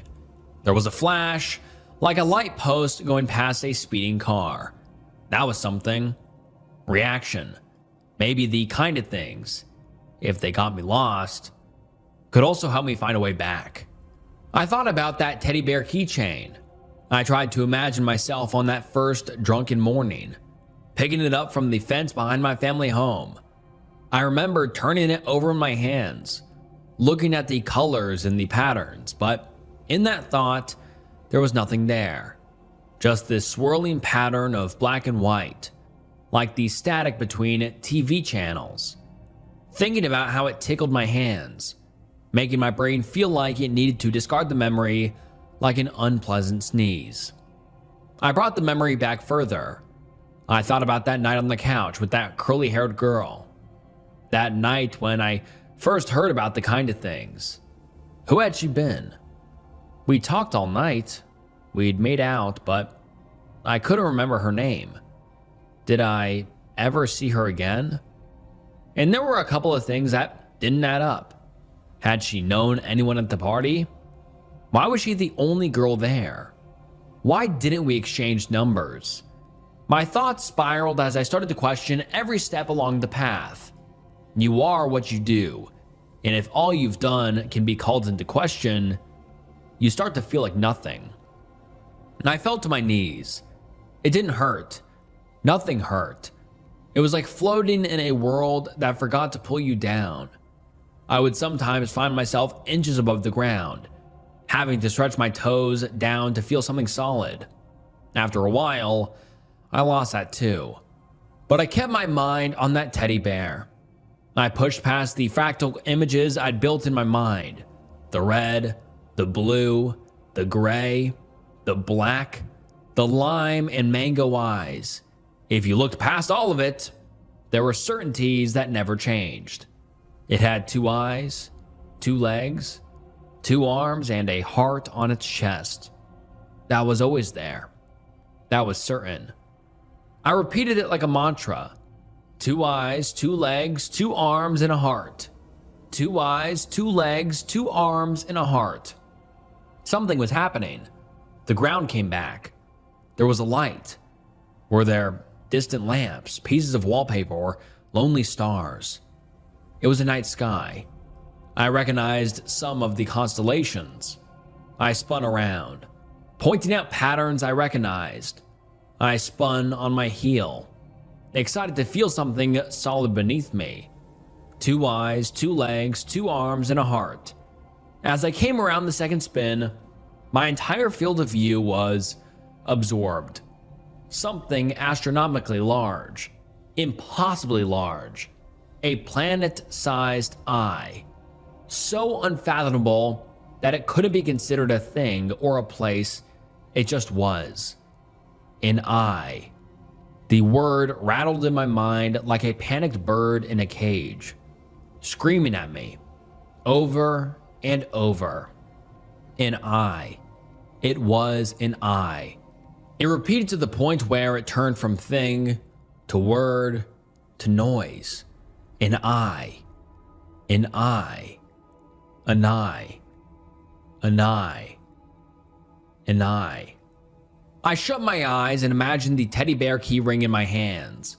I imagined the texture. I decided I would have to commit to a truth that I knew to be true. I had to force myself to be certain. I decided it was blue, with red details. That's how I remembered it from that first night, and that's what it had to be.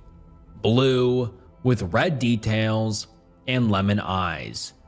Looking up, I could see dozens of coffee tables in random patterns, all covered in teddy bear keychains of various shapes and patterns and colors.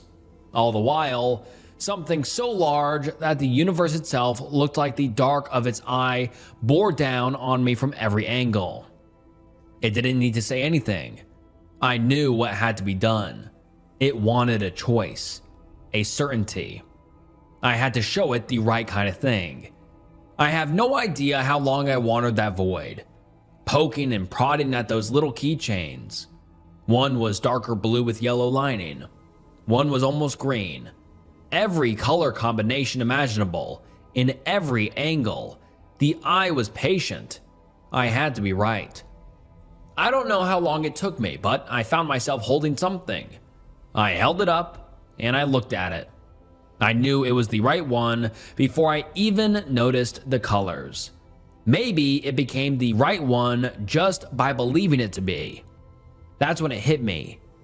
It didn't matter. The original color was gone. There was no point in trying to restore an idea or thought that had passed from memory. I decided then and there that I would make this something it had never been. I rolled the keychain between my fingers and opened my eyes. My hand was on the wall as the lights flickered back on. I was covered in sweat. All the items from the Kind of Things box were still neatly lined up on the coffee table. Even the frog with the cigarette. The mint green walls were there. The window, the curtains, the closet. And when my shaking hand touched the door handle, it effortlessly swung outward. I cried with relief and crawled out, ending up in the hallway, clutching my teddy bear keychain. The next day, that whole box of items went straight in the trash. I stopped talking about the Kind of Things in my lectures. I made up this other thing about humpback whales and their patterns, but it wasn't nearly as effective. People like talking about their own kind of things and their own ideas relating to it. I still hear people talking about it on campus to this day, despite not mentioning it for about 3 years. I have photographed and documented everything about that teddy bear 100 times over, and it hasn't changed since. I know it better than the color of my mother's eyes. It's my one anchor binding me to this place. I could never go without it. I still get uncertain sometimes. I think when you cluster so many kind of things, it triggers a kind of chain reaction. If you just have the one, I don't think they do that much. You might just make the occasional mistake when trying to remember them. I think what I went through was a result of a cluster impression over a prolonged period of time. I don't ask people that strange question anymore. I don't want to invite them into something they can't prepare for. But if you were to look for a kind of thing on your own, do so in a way that destroys it. Photograph it, keep it close, remember it. If you keep it in the periphery, it may just drag you out there with it. I've heard so many ideas on what they are and why they function this way. Some say that it's demons touching things that we forgot to care for. Others say that it's ghostly possession. I heard one student claiming they are lost souls, looking for solace in places they won't be disturbed. I don't know. I don't think anyone will ever know for sure. It's the nature of Kind of Things to never truly be known. But as long as I have that one thing to keep me grounded, I'll be fine. Maybe there'll be the occasional kind of thing in my life going forward, but at least I will know not to collect them. For now, I'll keep my keychain close and look to things I know for certain. 2 eyes, 2 legs, 2 arms, and a heart. My all red teddy bear keychain with coal